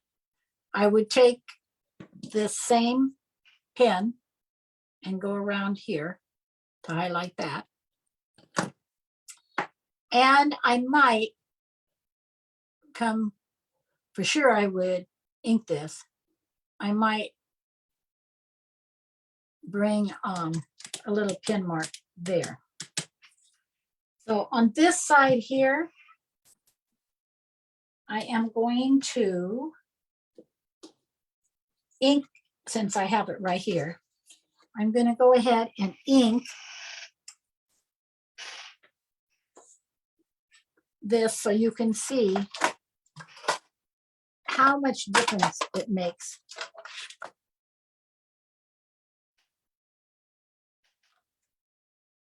I'm not sure what this color is. See if this is dark enough.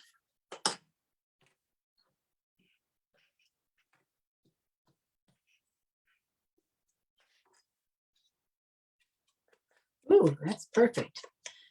This color was called Rustic Wilderness. I think I've used it on pine trees before. Okay, here we go.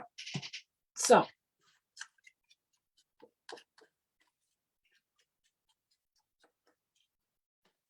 I'm going to ink this one, but not this one because I don't want to take all that off. So you can see the difference.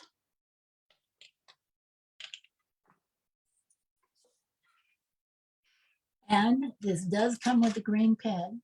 I'm pretty sure the green is almost out on this, but I'll give it a shot.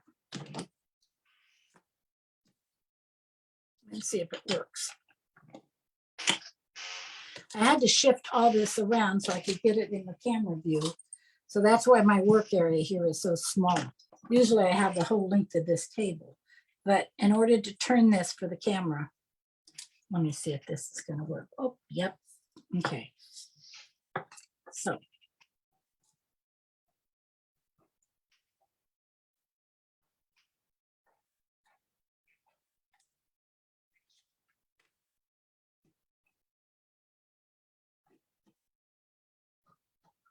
I'm going to go real quick so you can see.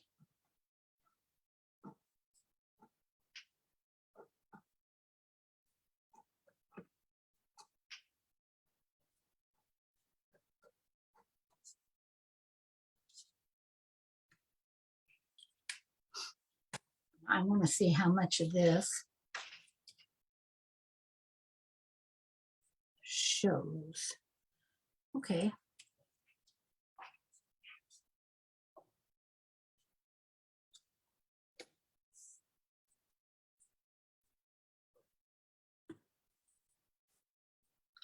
Looking to, oh, there's a magnet. And you get plenty of magnets with your scrapping easel. Okay, so that's the difference between this and this. I'm going to hold it up close to the camera so you can see how dimensional that is. So you can imagine when I put my other flowers on it, what it would look like. So I have cut, like I said, I'm going to put up the finished picture for you. I'm trying to get, doggone it.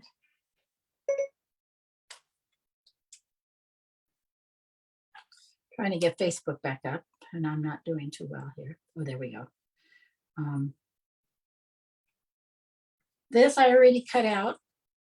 I would do this just the same. I think I'll do it before I sign off. The butterfly, I want to do that for you. Let me get down my black.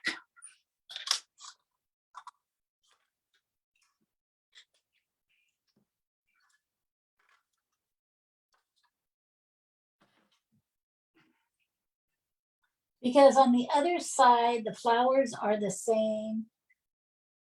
Oh, that birdhouse is so cute though. Let's do that birdhouse. I love this paper. Oh, and I already have the butterfly done right there. Oh, I did the bird for this side. And I'm having him sit up here. And he's a much darker blue. And the birdhouse is going up there. I got to get the roof out. Got a flower done too.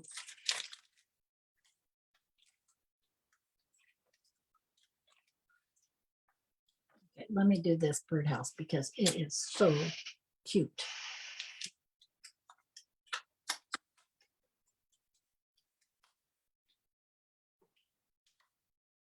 At least I thought it.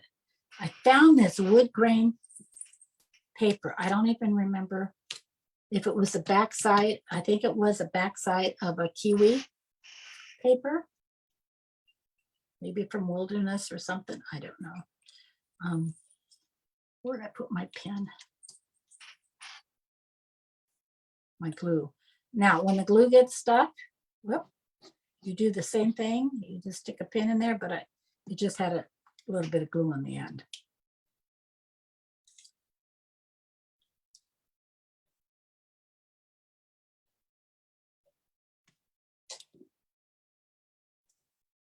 There we go.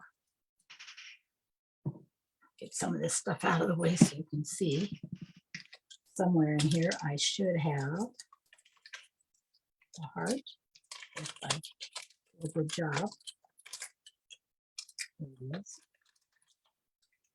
Not the bag. I had all this in a little bag. Oh, here it is. There it is. Even have the little bird beak.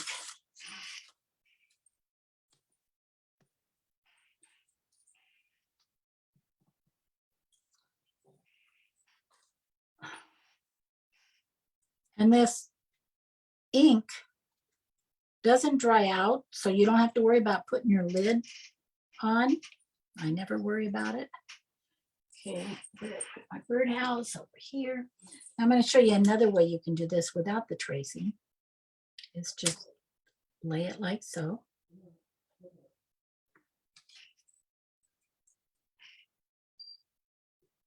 Put a little bit of glue.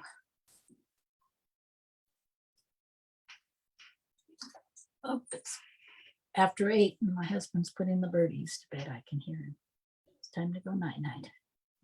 My one bird says, night-night, night-night, night-night, to let you know. They can tell time, I guess.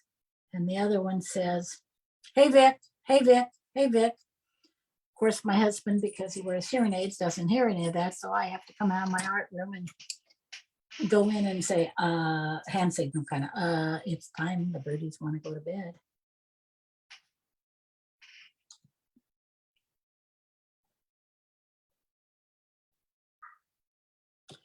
Some people have dogs. We used to have dogs, but I used to be a caregiver for 15 years. And one of the gentlemen that I took care of had a parrot who was at that time 30 years old. And he asked me if I would like him because the gentleman felt that he was going to be passing soon. He was 98 years old. So I said, And I had been around the bird, for years. And the gentleman knew that of the 6 caregivers, I was the one that liked him the most. So I asked my husband and he said, sure, you've always wanted a parrot. Take it if you want. Does it come with a cage? I go, yeah. I go, now you understand it's like adopting a 2-year-old who never grows up. A parrot is like a 2-year-old who never grows up. Oh, no big deal. Well, he learned real quick. It is a big deal. So we've had Jade. He's 48 years old. So we've had him a few years. And then because he had been owned by a man, he was a man's bird. And after I had him about 3 or 4 months, he decided he didn't like me and he started being mean to me and snapping at me. And I got my feelings hurt. And I said, oh, that dumb bird, I give him a good home and I take good care of him and he doesn't like me anymore. So my husband felt sorry for me. Oh, there's our little birdhouse. What did I do with the white? Oh, there it is. This time I'm going to put it on this side down here. If you go back and look at any of my layouts, I usually have my cute little dots, as I call them.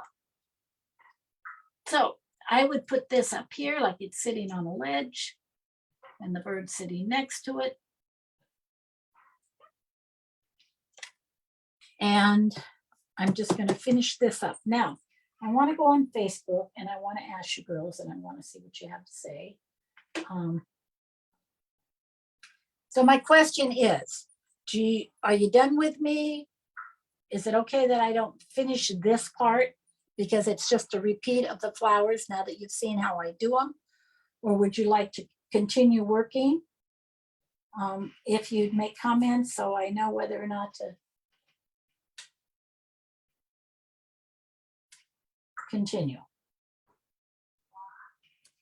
I'm looking to see if anybody's still with me.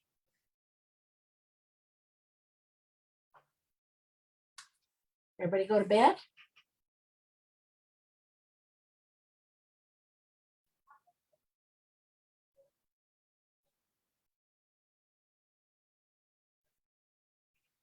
Anybody still with me? Hello?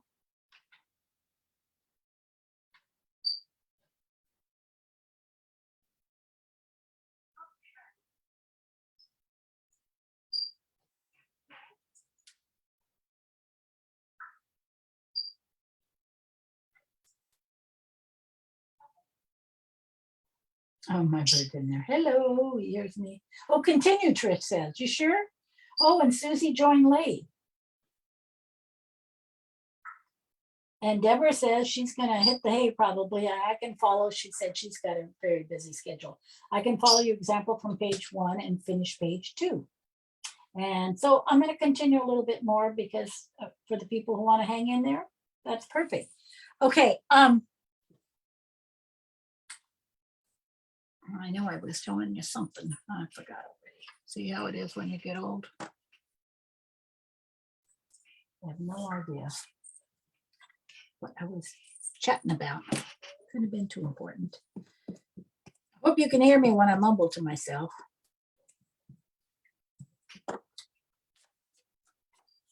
Okay, so I erased my lines. Let's find a color to put around here. Not a bright green. How about blue? I wonder what a blue would look like.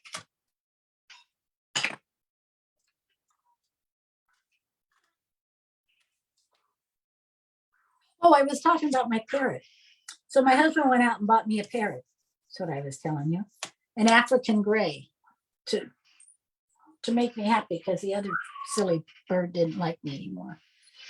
And we had Daisy for 10 years. Got her when she was 6 months old. And her name was Daisy May. And she talked a lot compared to my, let's see if this blue looks good. Yes, I like it. She talked a lot. And 2 weeks ago, she was acting strange, kind of wobbling around and fell off her perch. And I said, Daisy, what is wrong? Well, long story short, she had a heart attack. She should live to 40 to 50 years old, and she was going to be turning, in a month, she was going to be turning 10. So we got on the phone. We didn't know what was wrong with her. We got on the phone and found a vet local. It was 9:30 at night, and they referred us to a 24-hour vet. And we rushed her there, and they took her in. They put her on oxygen, and they kept her overnight. That was $700. And then they set up for me to take her. I'm trying to figure out what color I want to use. I think the dark.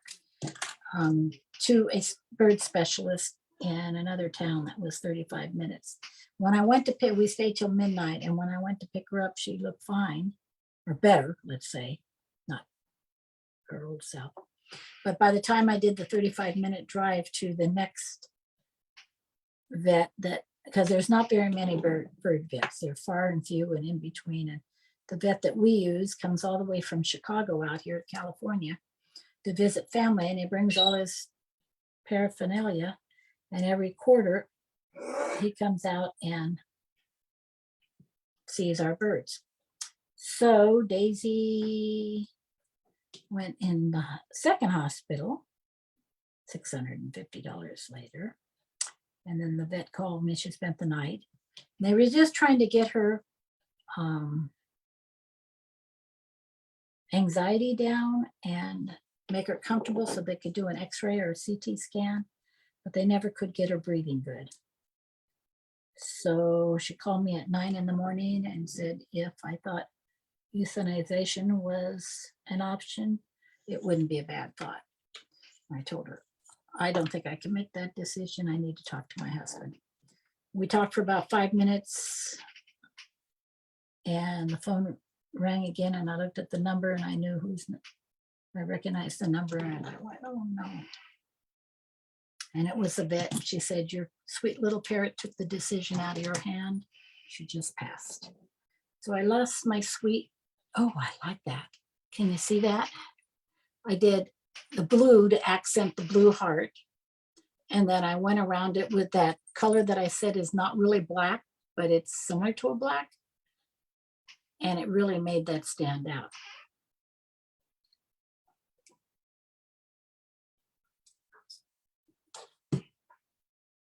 So there is that. Now I'm trying to decide, do I want to pop this for you? I'll put the other flowers. Oh, I know one thing I want to do. It doesn't matter if I glue it down or not. I was going to show you one more thing that I do. I even got it out, didn't I? So some people use a pin to make the flight of the butterfly. I use my trusty old little, now the only thing with doing this, you make a boo-boo, you can't erase it and it's there for life, but I'm hoping that I do a good job on this.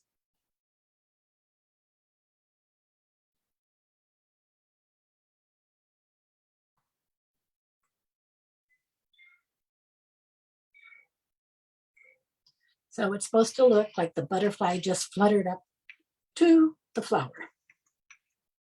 So we got to let that dry. That's how I do that. And I'm thinking, I told you, I have this little boo-boo here with the orange. So I am going to cover it up. I say there's never a mistake in scrapbooking. It's just an opportunity to embellish. Just add a little bit more to it. Cover up anything you want. This one got a little squished. I'm going to redo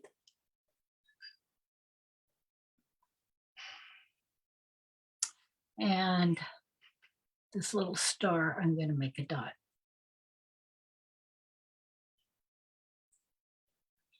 I could get carried away.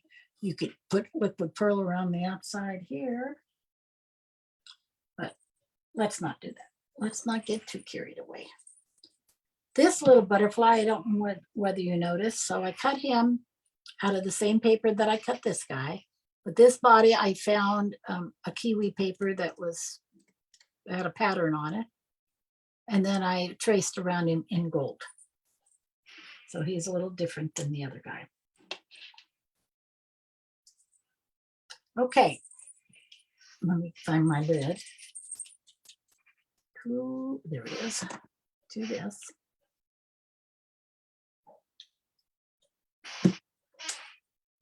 So the rest of my story is we were heartbroken that we lost our parrot. We were so close to. But our stinking bird, my husband's bird, who doesn't like me anymore, went into depression. And I thought, oh no, now I got a sad bird. He saw me take her out of the cage and wrap her in a blanket. And that's the last he saw her. And then the next day when he got up, he looked around and she wasn't there and he kept staring at her cage. And for those of you who've had dogs, one dog and then you lose, or two dogs and you lose one, then you have to replace the dog with another one. And it's like ongoing. So my husband and I talked it over.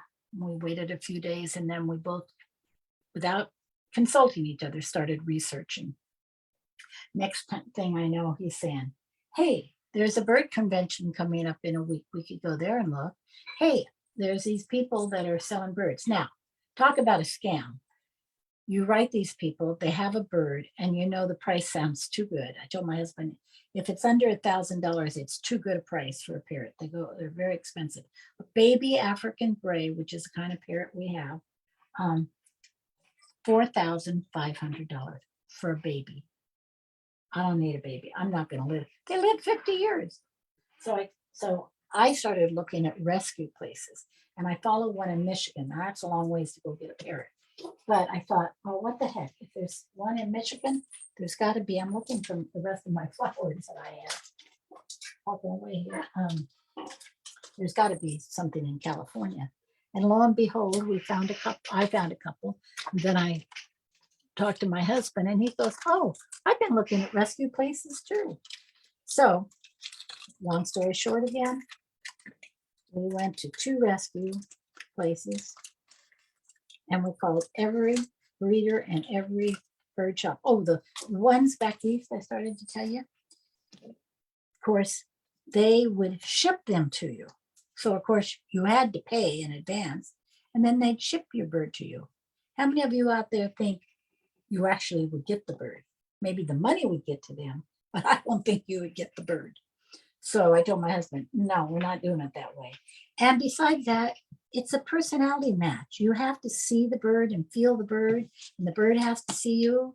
You could get a bird that didn't even like you, like my other bird. So we went and spent a whole day driving around Santa Rosa, which is 2.5 hours from here, and Napa, 1.5 hours. And we looked and looked. Oh, where was I looking at? Let me go over here and look at my pictures again, so I know where I put this other butterfly. Oh, I just had made an extra butterfly because I'd already had this one done. Yeah, you already know how to chalk, ink. So I'm going to curl up this little flower as soon as I find my. These are the tools that are hard to find these days. If I see them, I buy them up. They call them piercing tools because you pierce. You can put down a mat like this, and then if you wanted to put a brad here, you could stab it and make a hole to put your brad in. And they used to have them everywhere. They were made by Darcy. You can't find them anymore. That's the problem with all these scrapbook stores closing up and stuff. Finding stuff online, I don't know. Anyhow, this one is heavy. Of course, I've used them to try to do other things and broke off the tips, and then thought, now how stupid was that? Using it to price something when it's made for your scrapbooking. I don't know if it was made for scrapbooking. I think it was made for other kinds of paper piecing. So anyhow, we went to this one rescue. I talked to the guy several times. He said he had an African gray. She was 20 years old. She talked. He had just hand tamed her. So her mommy had passed away. So the bird was 20 years old. So if this lady had her for 20 years, the lady must have gotten sick and passed on. And I think the lady kept the bird in her cage the whole time. We don't keep ours. And you open their cage, we take them out of their sleeping cage, we put them up in their cage, we open their cage, and they can climb out, they can get up on their playpen, and they can come back as they want. They don't fly, their wings are clipped, but they do have freedom as far as getting in and out of their cage. So now I'm doing more leaves. And so I think she'd been in her cage the whole time, because when we brought her home, she didn't even know how to get out of the cage. I had to show her. It's a darker color. Let's do this. There we go. Oh, I have the right color. I switched. There we go. And she knows how to get out. She doesn't know how to get back in yet. She hasn't taught herself that. And today was the first time that she's actually attempted to crawl around on the outside of the cage. So anyhow, we brought her home with us, another baby. and her name was Chrissy. She was already named. And OMG. Every time I hear her say something, I write it down on this tablet. I'm past 100 things. I've taped her. Today I set it up and taped her. When we left the room, she started talking, and she must have said 40 things. And she says some of the funniest things. Either the lady had it, this guy that we adopted her from, he had her for 2 months. Okay, I'm going back to use the dark pen again. He had her for 2 months, and so he taught her how to sit on his fan and sit on his shoulder. And he had about a dozen other parrots in this one big room. And so she picked up some things from them. And he had dogs that he took out of the room when we came in and put them in the back. But maybe he let them run around when there weren't people there thinking about adoption. So poor Chrissy had been with these other 30 birds, or dozen birds, for a couple months. So she says, bad dog, bad dog. You know you're not supposed to do that. Now I've got to clean up your mess. And she goes on and on. I don't know if it was this guy's dog or maybe the lady that passed on had a dog. But then I guess one of the parrots must have tapped a lot. Tap, tap, tap, tap, tap, tap, tap, except she, or bang on the edge of the cage, because she goes, bang, bang, bang, bang, bang. Knock that banging off. I told you to knock that banging off. She's already started saying some of the things I say. We don't know what he fed her or what the other people fed her, but we feed our birds very well. They eat as good as we do. And they get all kinds of vegetables and fruits and stuff. So we don't know what she likes. So my husband would chop, he does the feeding. And I do the bird cleaning of the cage. And so I'm gonna outline the little birdie here. I just looked at him, he looks kind of dull. So we started trying different foods, and I'd put it in there, and she's a tosser, as I call it. My other one, the first one I adopted, he was almost starved to death. The man thought it was that the food was really expensive, and us girls that took care of the bird were only allowed to give him so much, and it wasn't enough to keep that bird alive, but somehow it did. So when I brought Jade home, he started eating a lot better. But he was so careful with his food that he ate right over his bowl, so that anything that fell back in the bowl, and there was no waste. He knew if he dropped it, it went down to the bottom of the cage. Now look at the difference. How cute that birdie with the outline around it. Now it really pops. That's cute. So I need to get a pearl for this one.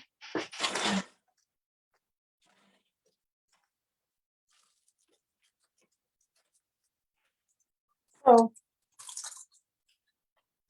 she doesn't have any manners, and if she doesn't like something in her bowl, she just picks it up and tosses it. Well, luckily, we feed them on top of their tray, on the top of their bird cage, so it just falls on this tray, and then I take the newspaper and all the old food and change it out when she's done eating, and they eat breakfast and dinner. So I would say to her as she tossed it out, I'd say, "Oh, you don't like that?" And I'd pick it up and put it back in. Sometimes it works. You can pick it up and put it back in, and they change their mind 15 minutes later and try the cantaloupe or try the raspberries or whatever it is you're giving them.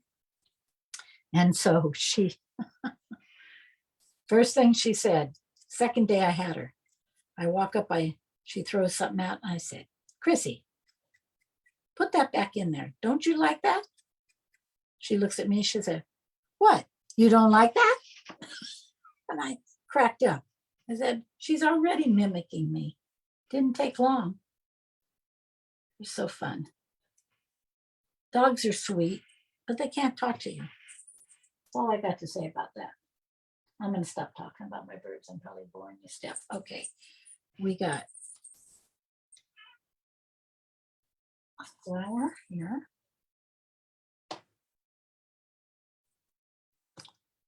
Now that we have that one, we got a big blue one to do.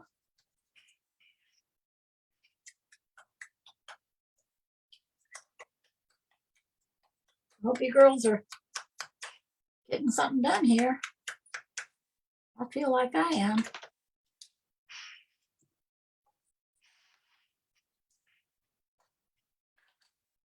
While I have this out, I'm going to do this blue one and this blue one that I thought was an orange till I flipped it over. It's the only problem with using two-sided. And this one is an orange, or it's blue, whichever we want to make it. I'm going to do my bluebird up here with that dark blue. If I can find, there it is, the ink.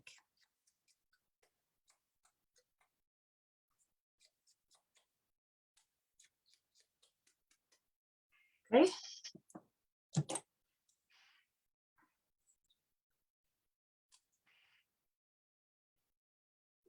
I'm going to outline him with the black pen.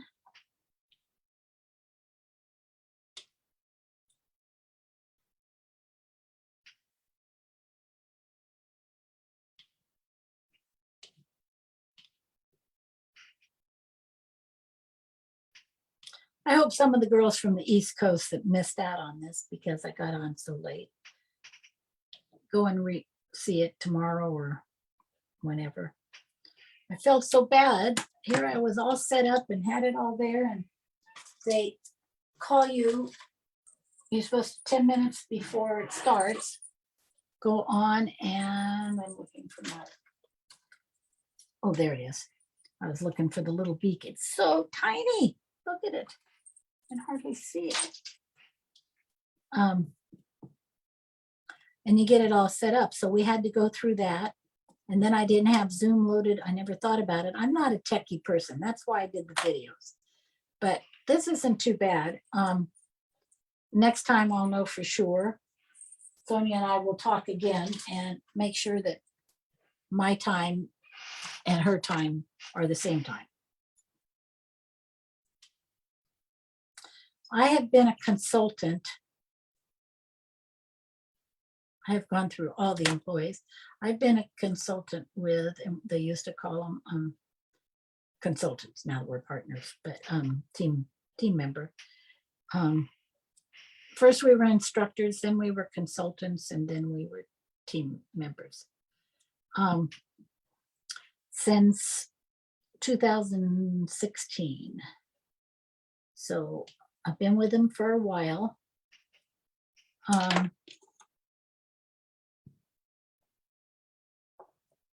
I love the product. I use Cricut also, and I cut SVG files, but I like the fussy cutting and designing. Okay, I'm using the black for the eye again. This eyeball I'm making a little bit bigger so it'll show. And there's my little birdie. I'm going to pick him up and show you in the camera. There's my little birdie with the eyeball and the beak. And I use kind of a pattern paper. It's yellow on the back. I have no idea. And like I said, I'm going to set those right there, like the birdhouse is on the edge, and that's on the edge. This one's going to hang. Okay. So I'm going to go back and feel, and everything's all dry.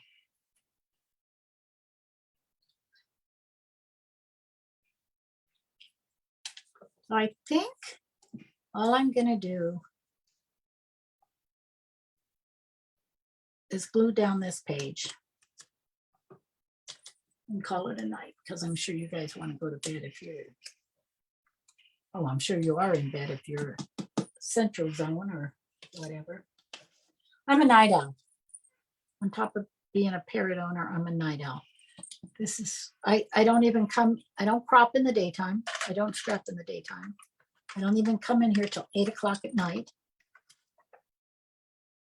And at 8 o'clock at night, I start. I try to talk myself into closing down by midnight, but sometimes I do and sometimes I don't. But you have to remember, I'm retired and I love scrapbooking. My husband goes to bed very early. So I do what I like to do until I can't do it anymore. When I can't use a pair of scissors, I like to drive. And my daughter lived 2.5 hours away, and every 2 weeks I'd drive down and see my grandkids. People say, don't you hate that? I said, as long as I can drive, I'm going to continue driving. Well, that was one of the things when our house burnt down and we relocated. One of the deciding factors was I have one daughter in Idaho by Boise, kind of 2 hours from Boise, in Sun Valley, Idaho. And my other one lives now 45 minutes away from me instead of 3 hours. So we decided to come back to the Bay Area if we could afford it, so that we could be close to the grandkids. And I have 3 grandkids that live down here. So that fact, it worked out good. And the property we had was big. It was probably too much for us. Oh, I had another blue pen I could have used around there. I forgot about that. And we were starting to have to hire people to fix our yard and do stuff like that. And so maybe the fire was a godsend. I don't know. Sure is a hell of a way, pardon me for the French, to get rid of all the stuff you've accumulated over the years. But I've met wonderful friends down here. I've got like I said, I like to drive, so I can still drive to my crops. I got a scrapbook store that I used to drive 2.5 hours to go see. Now it's just 20 minutes over the hill. So that's a good deal. Okay, I got all that cleaned up. My area. Oh my, I'm a creature of habit. If I have a holder where I put my scissors, it goes right back in that slot. So when I go to look for it, there it is.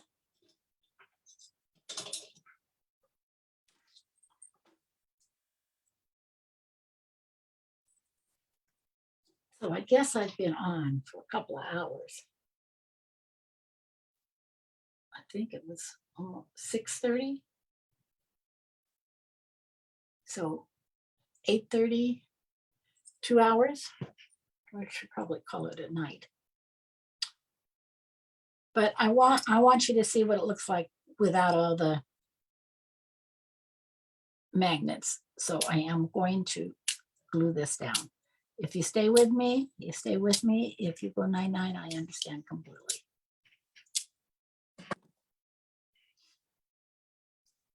This goes with this. I'm going to just set them right down here.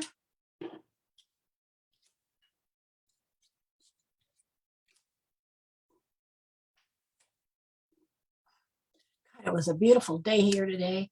I drove over to see my daughter and had lunch with her in Marin County, which is, like I said, 45 minutes away.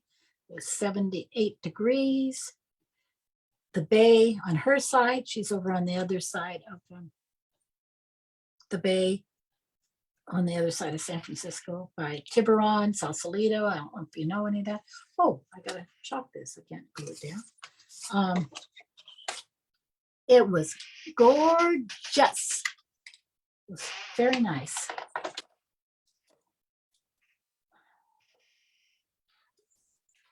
Let me ink this really quick. I used Rustic Wilderness.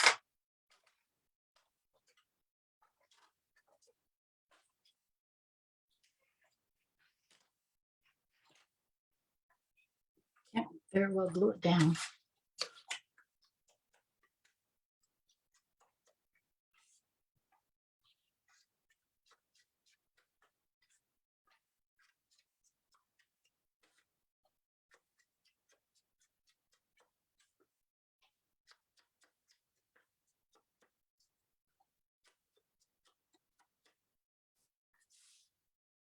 when we were looking for a new place to live, I didn't have a prop room before, a scrapbook room. I had a section of my living room where I had it blocked off where I could have all my stuff set up and not be intrusive into the living room because we had a family room also. And that was one of the main things. I needed a wraparound porch or a big porch, a room for the birds, which we call the bird room because they have big cages, and a third bedroom, guest room for my friends to come or family, and an art room or a scrapping room. So this is an IKEA table. So my husband, after the fire, took up watercolors and Bob Ross painting. Matter of fact, that was before the fire up in the mountains. So he decided he was going to do it down here. Well, he doesn't, but so I have a desk here, and then there's one over going the opposite way, and I have a TV over here. So I turn my TV on at 8 and listen to HGTV or whatever I want to watch on TV and do my scrapbooking when the birds have gone to bed. And so my husband has a desk just like this set up over there that if he sits at it once a month, he's lucky. So someday when he decides he doesn't want to do art anymore, I get the whole room to myself. But right now I share it with him. And I still have plenty of room.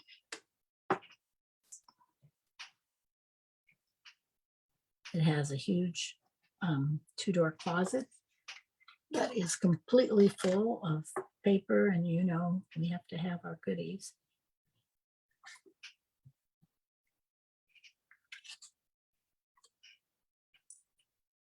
Okay, I don't think I ink quite as far down, so I'm going to put a little highlight down a little bit further. There we go. Okay, glue on. Got a little bit of pencil line here.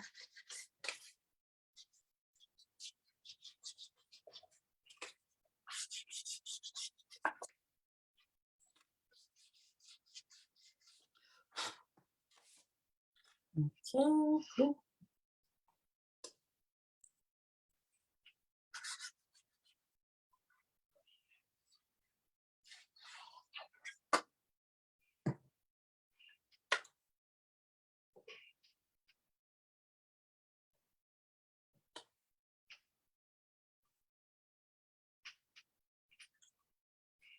Let's get it on straight, Jen. Okay. Hopefully it'll fit the same. So my butterfly thing path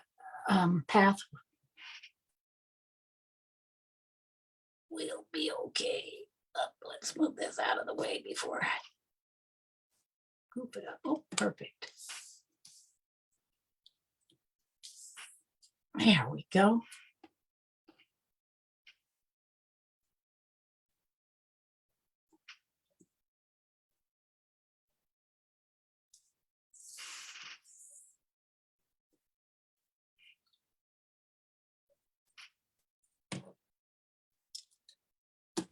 Get her done.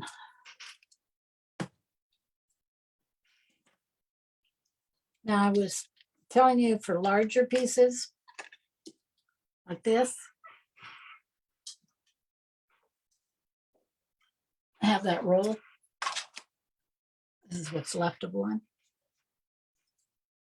And I have an old pair of scissors because they're sticky and you don't want to use your good scissors on them. So I use it this way instead of using the expensive stuff.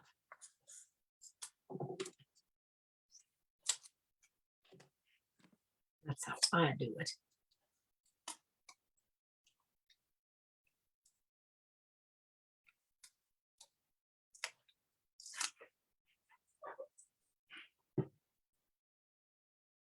I'm not throwing the stuff on the floor. I have a a basket over here on the TV tray.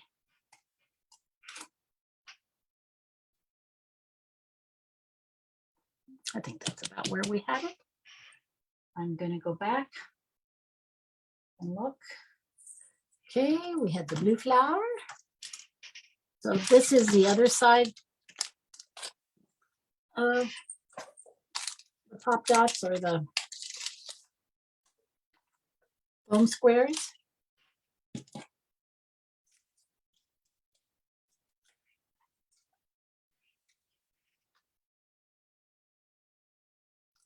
think right about there would be good.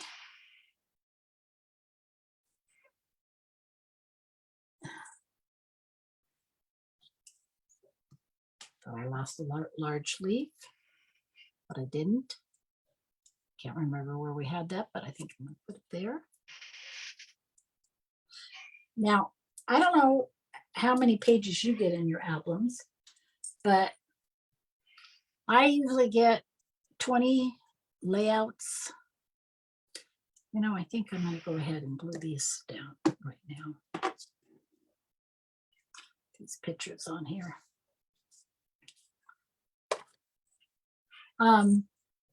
That's 40 pages. Even with all the popping up and detailing and stuff that I do, I eyeball. I have a good friend who is my fellow scrapbooker. We go to all these crops together, and she spends half her time measuring all the way around. And you saw I brought that ruler out one time tonight to measure this piece here for you. And that's it. The rest, I just eyeball. Most of the time I'm straight, and let's put a little blue here for our string.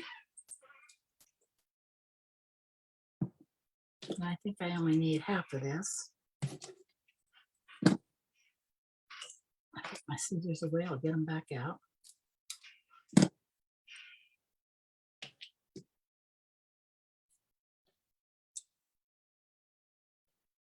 And we'll let that dry. Okay, back to, see how I refer to my picture from my design. Okay, now we had a little orange one here.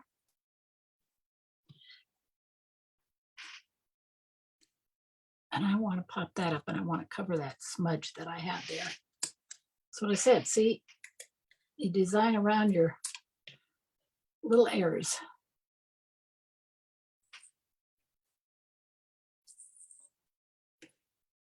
Okay, and then I needed a little leaf. Now down here we had that one and this one and a leaf. So let me get this glued down. Now, just so that I don't screw up, I'm gonna measure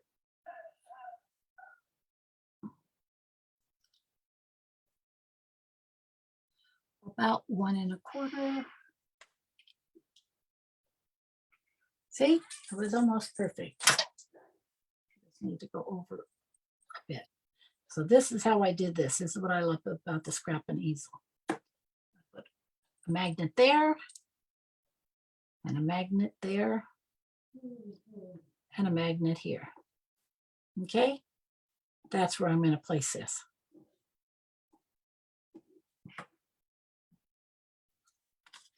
And put my glue on the back. Just a little. That's all it takes. And I'm going to put it right back between those. And this is has graph lines on it, like, so it should make it straight. And now I put this on to hold it in place.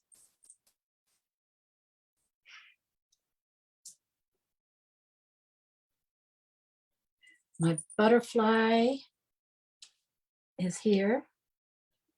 And he had an orange flower. I think it was this one here.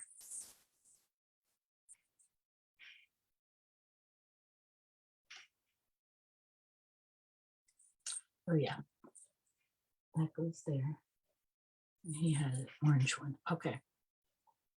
So let's get him in place because he has to have that underneath him. I can't have that sticking out anywhere else.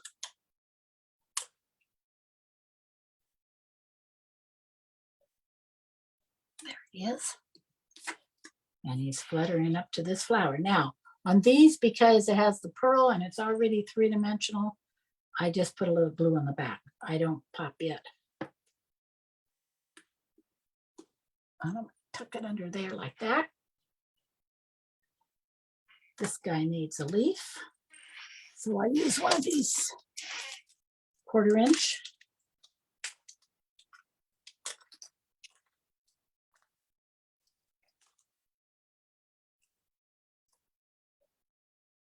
Well, I have to finish this up tonight and get it glued down all over anyhow, because I have to post it tomorrow for those that missed out. Feel so bad about that, doggone it. Okay, we're getting there. Here we go. I may change this and put this guy over here. I think this flower goes here. And this one goes here. So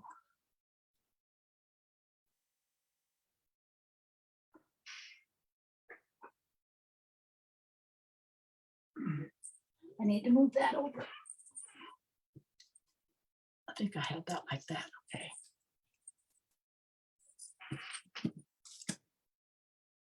I love this size square. I mean, use them on everything.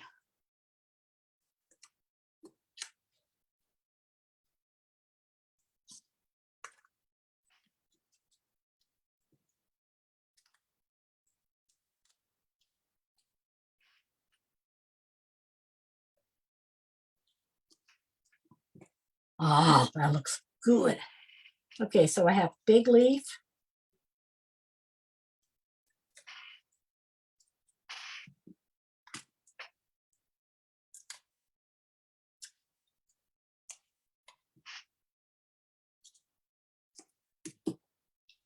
Little leaf.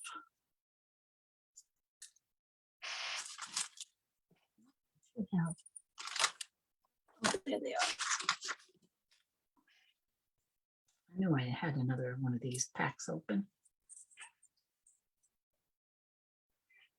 Remember I said that other one would count as leaves.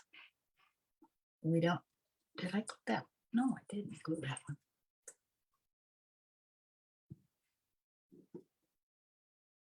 Okay, but I glued that one. Now, remember this one I said I had cut this off by accident, and rather than waste it, I used it anyhow, and I'll show you what I do to hide my boo-boo. So the broken off part is right here. I just tuck it. No one will be any of the wiser. And I have one leaf left.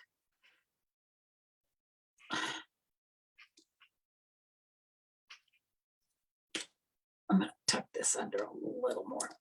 There we go. And this leaf, I think I'll put behind those two, but I'm not going to pop it up.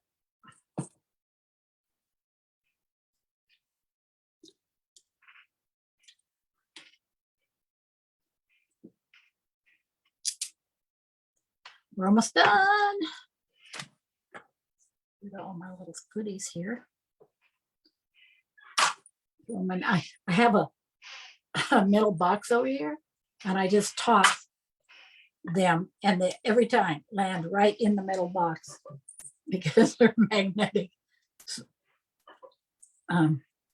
I'm kind of lazy that way.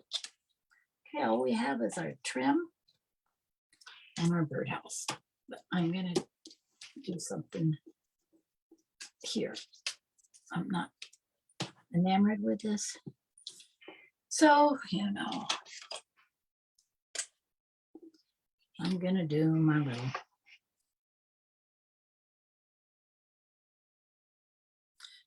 doodles. I know Linda Hansen does a lot of doodles too. Deborah Johnson. I have met so many wonderful people on Facebook and on Kiwi Lane and made new friends. Oh, I started to tell you, I was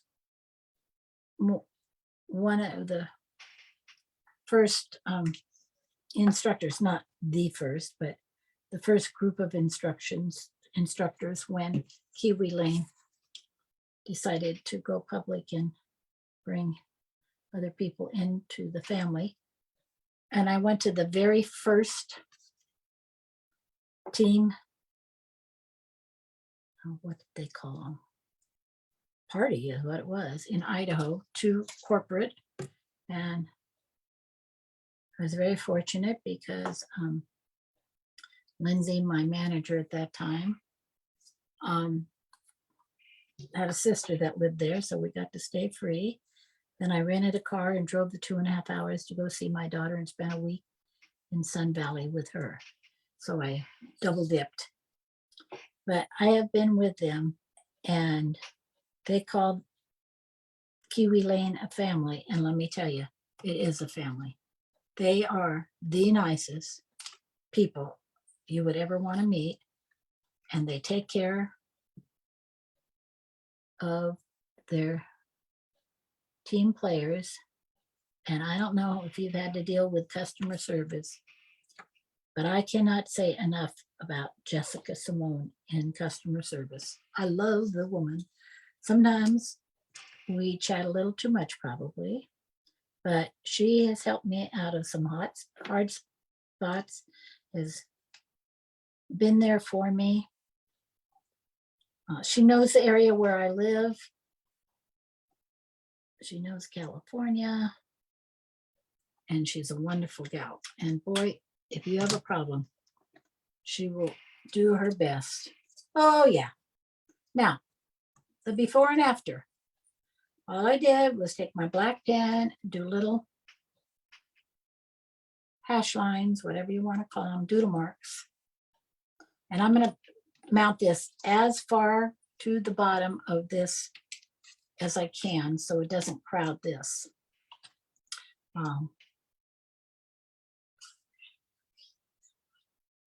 So when I put this, I just put one little squiggly line. You don't even need it all over the place. Let's get it. Oh, that kind of went a little too low. Whoops. Put it on. Here's where my tool comes in. Now, this dries pretty quick. Not instantaneously, but pretty doggone quick. So you can't go moving it around very much. Whoop, it still came up. Wonder if I flipped it over. I bet you I did. I bet you I had it the other way. Too late now. So I think I'll do this. Another good use for that tool. Oh, and my birdhouse, I got to get him under there.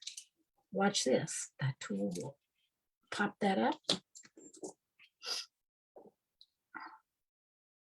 This tool. I can't tell you how many times I've used this baby. Hey, that's still too long.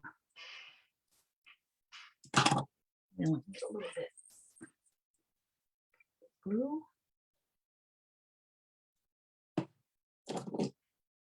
Open this up. See if I can get it under there. Be a good little birdhouse now.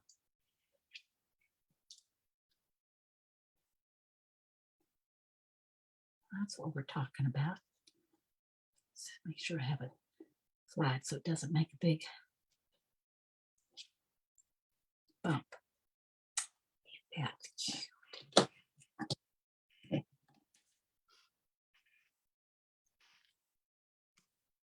I think this is the fun part of the whole thing, is putting it together.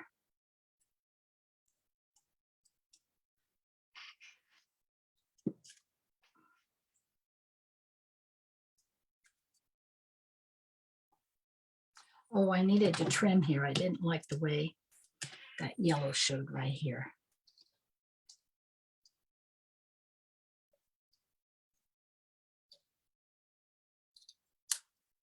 Just a titch.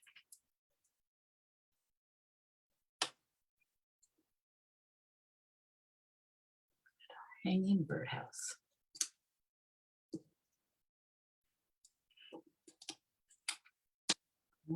Oops, my glue came off. That's okay, this will hold it in place. There we go. Got a little bit of red there. I was going to try to scrape off. There we go.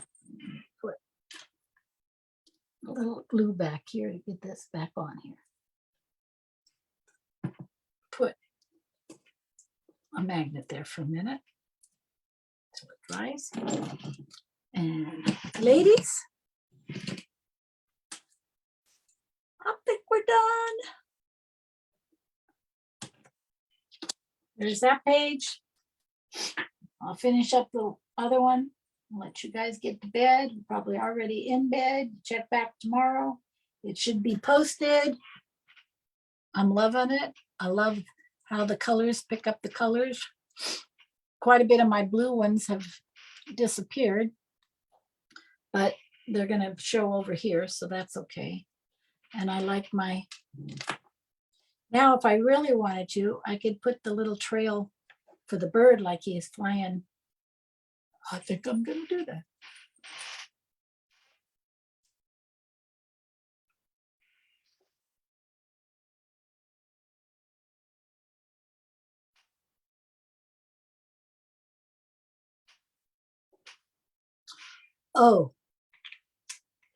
Oh, wait, I got something I got to show you. Let's see if I can find it.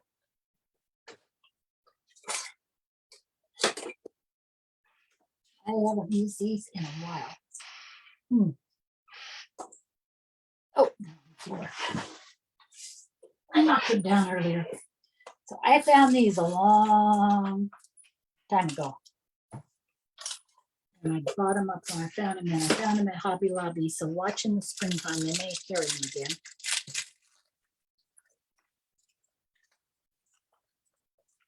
And they're these itty bitty little teeny weeny little ladybugs.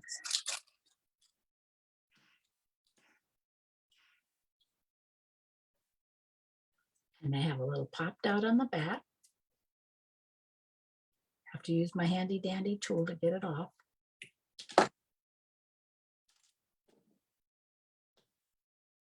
I check to make sure their eyes are good. Sometimes I got them all cockeyed.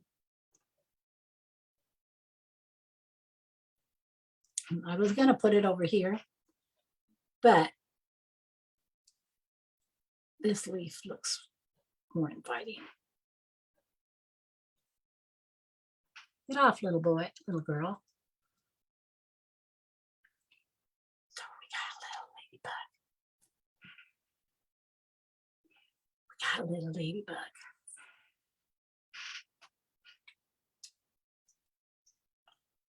And I'll put one over on this one. And then I do the little.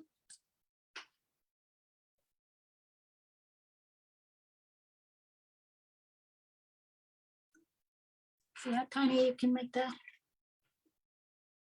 Now we're talking. And if I wanted to do overkill, I could put one over here or one on here. Keep two.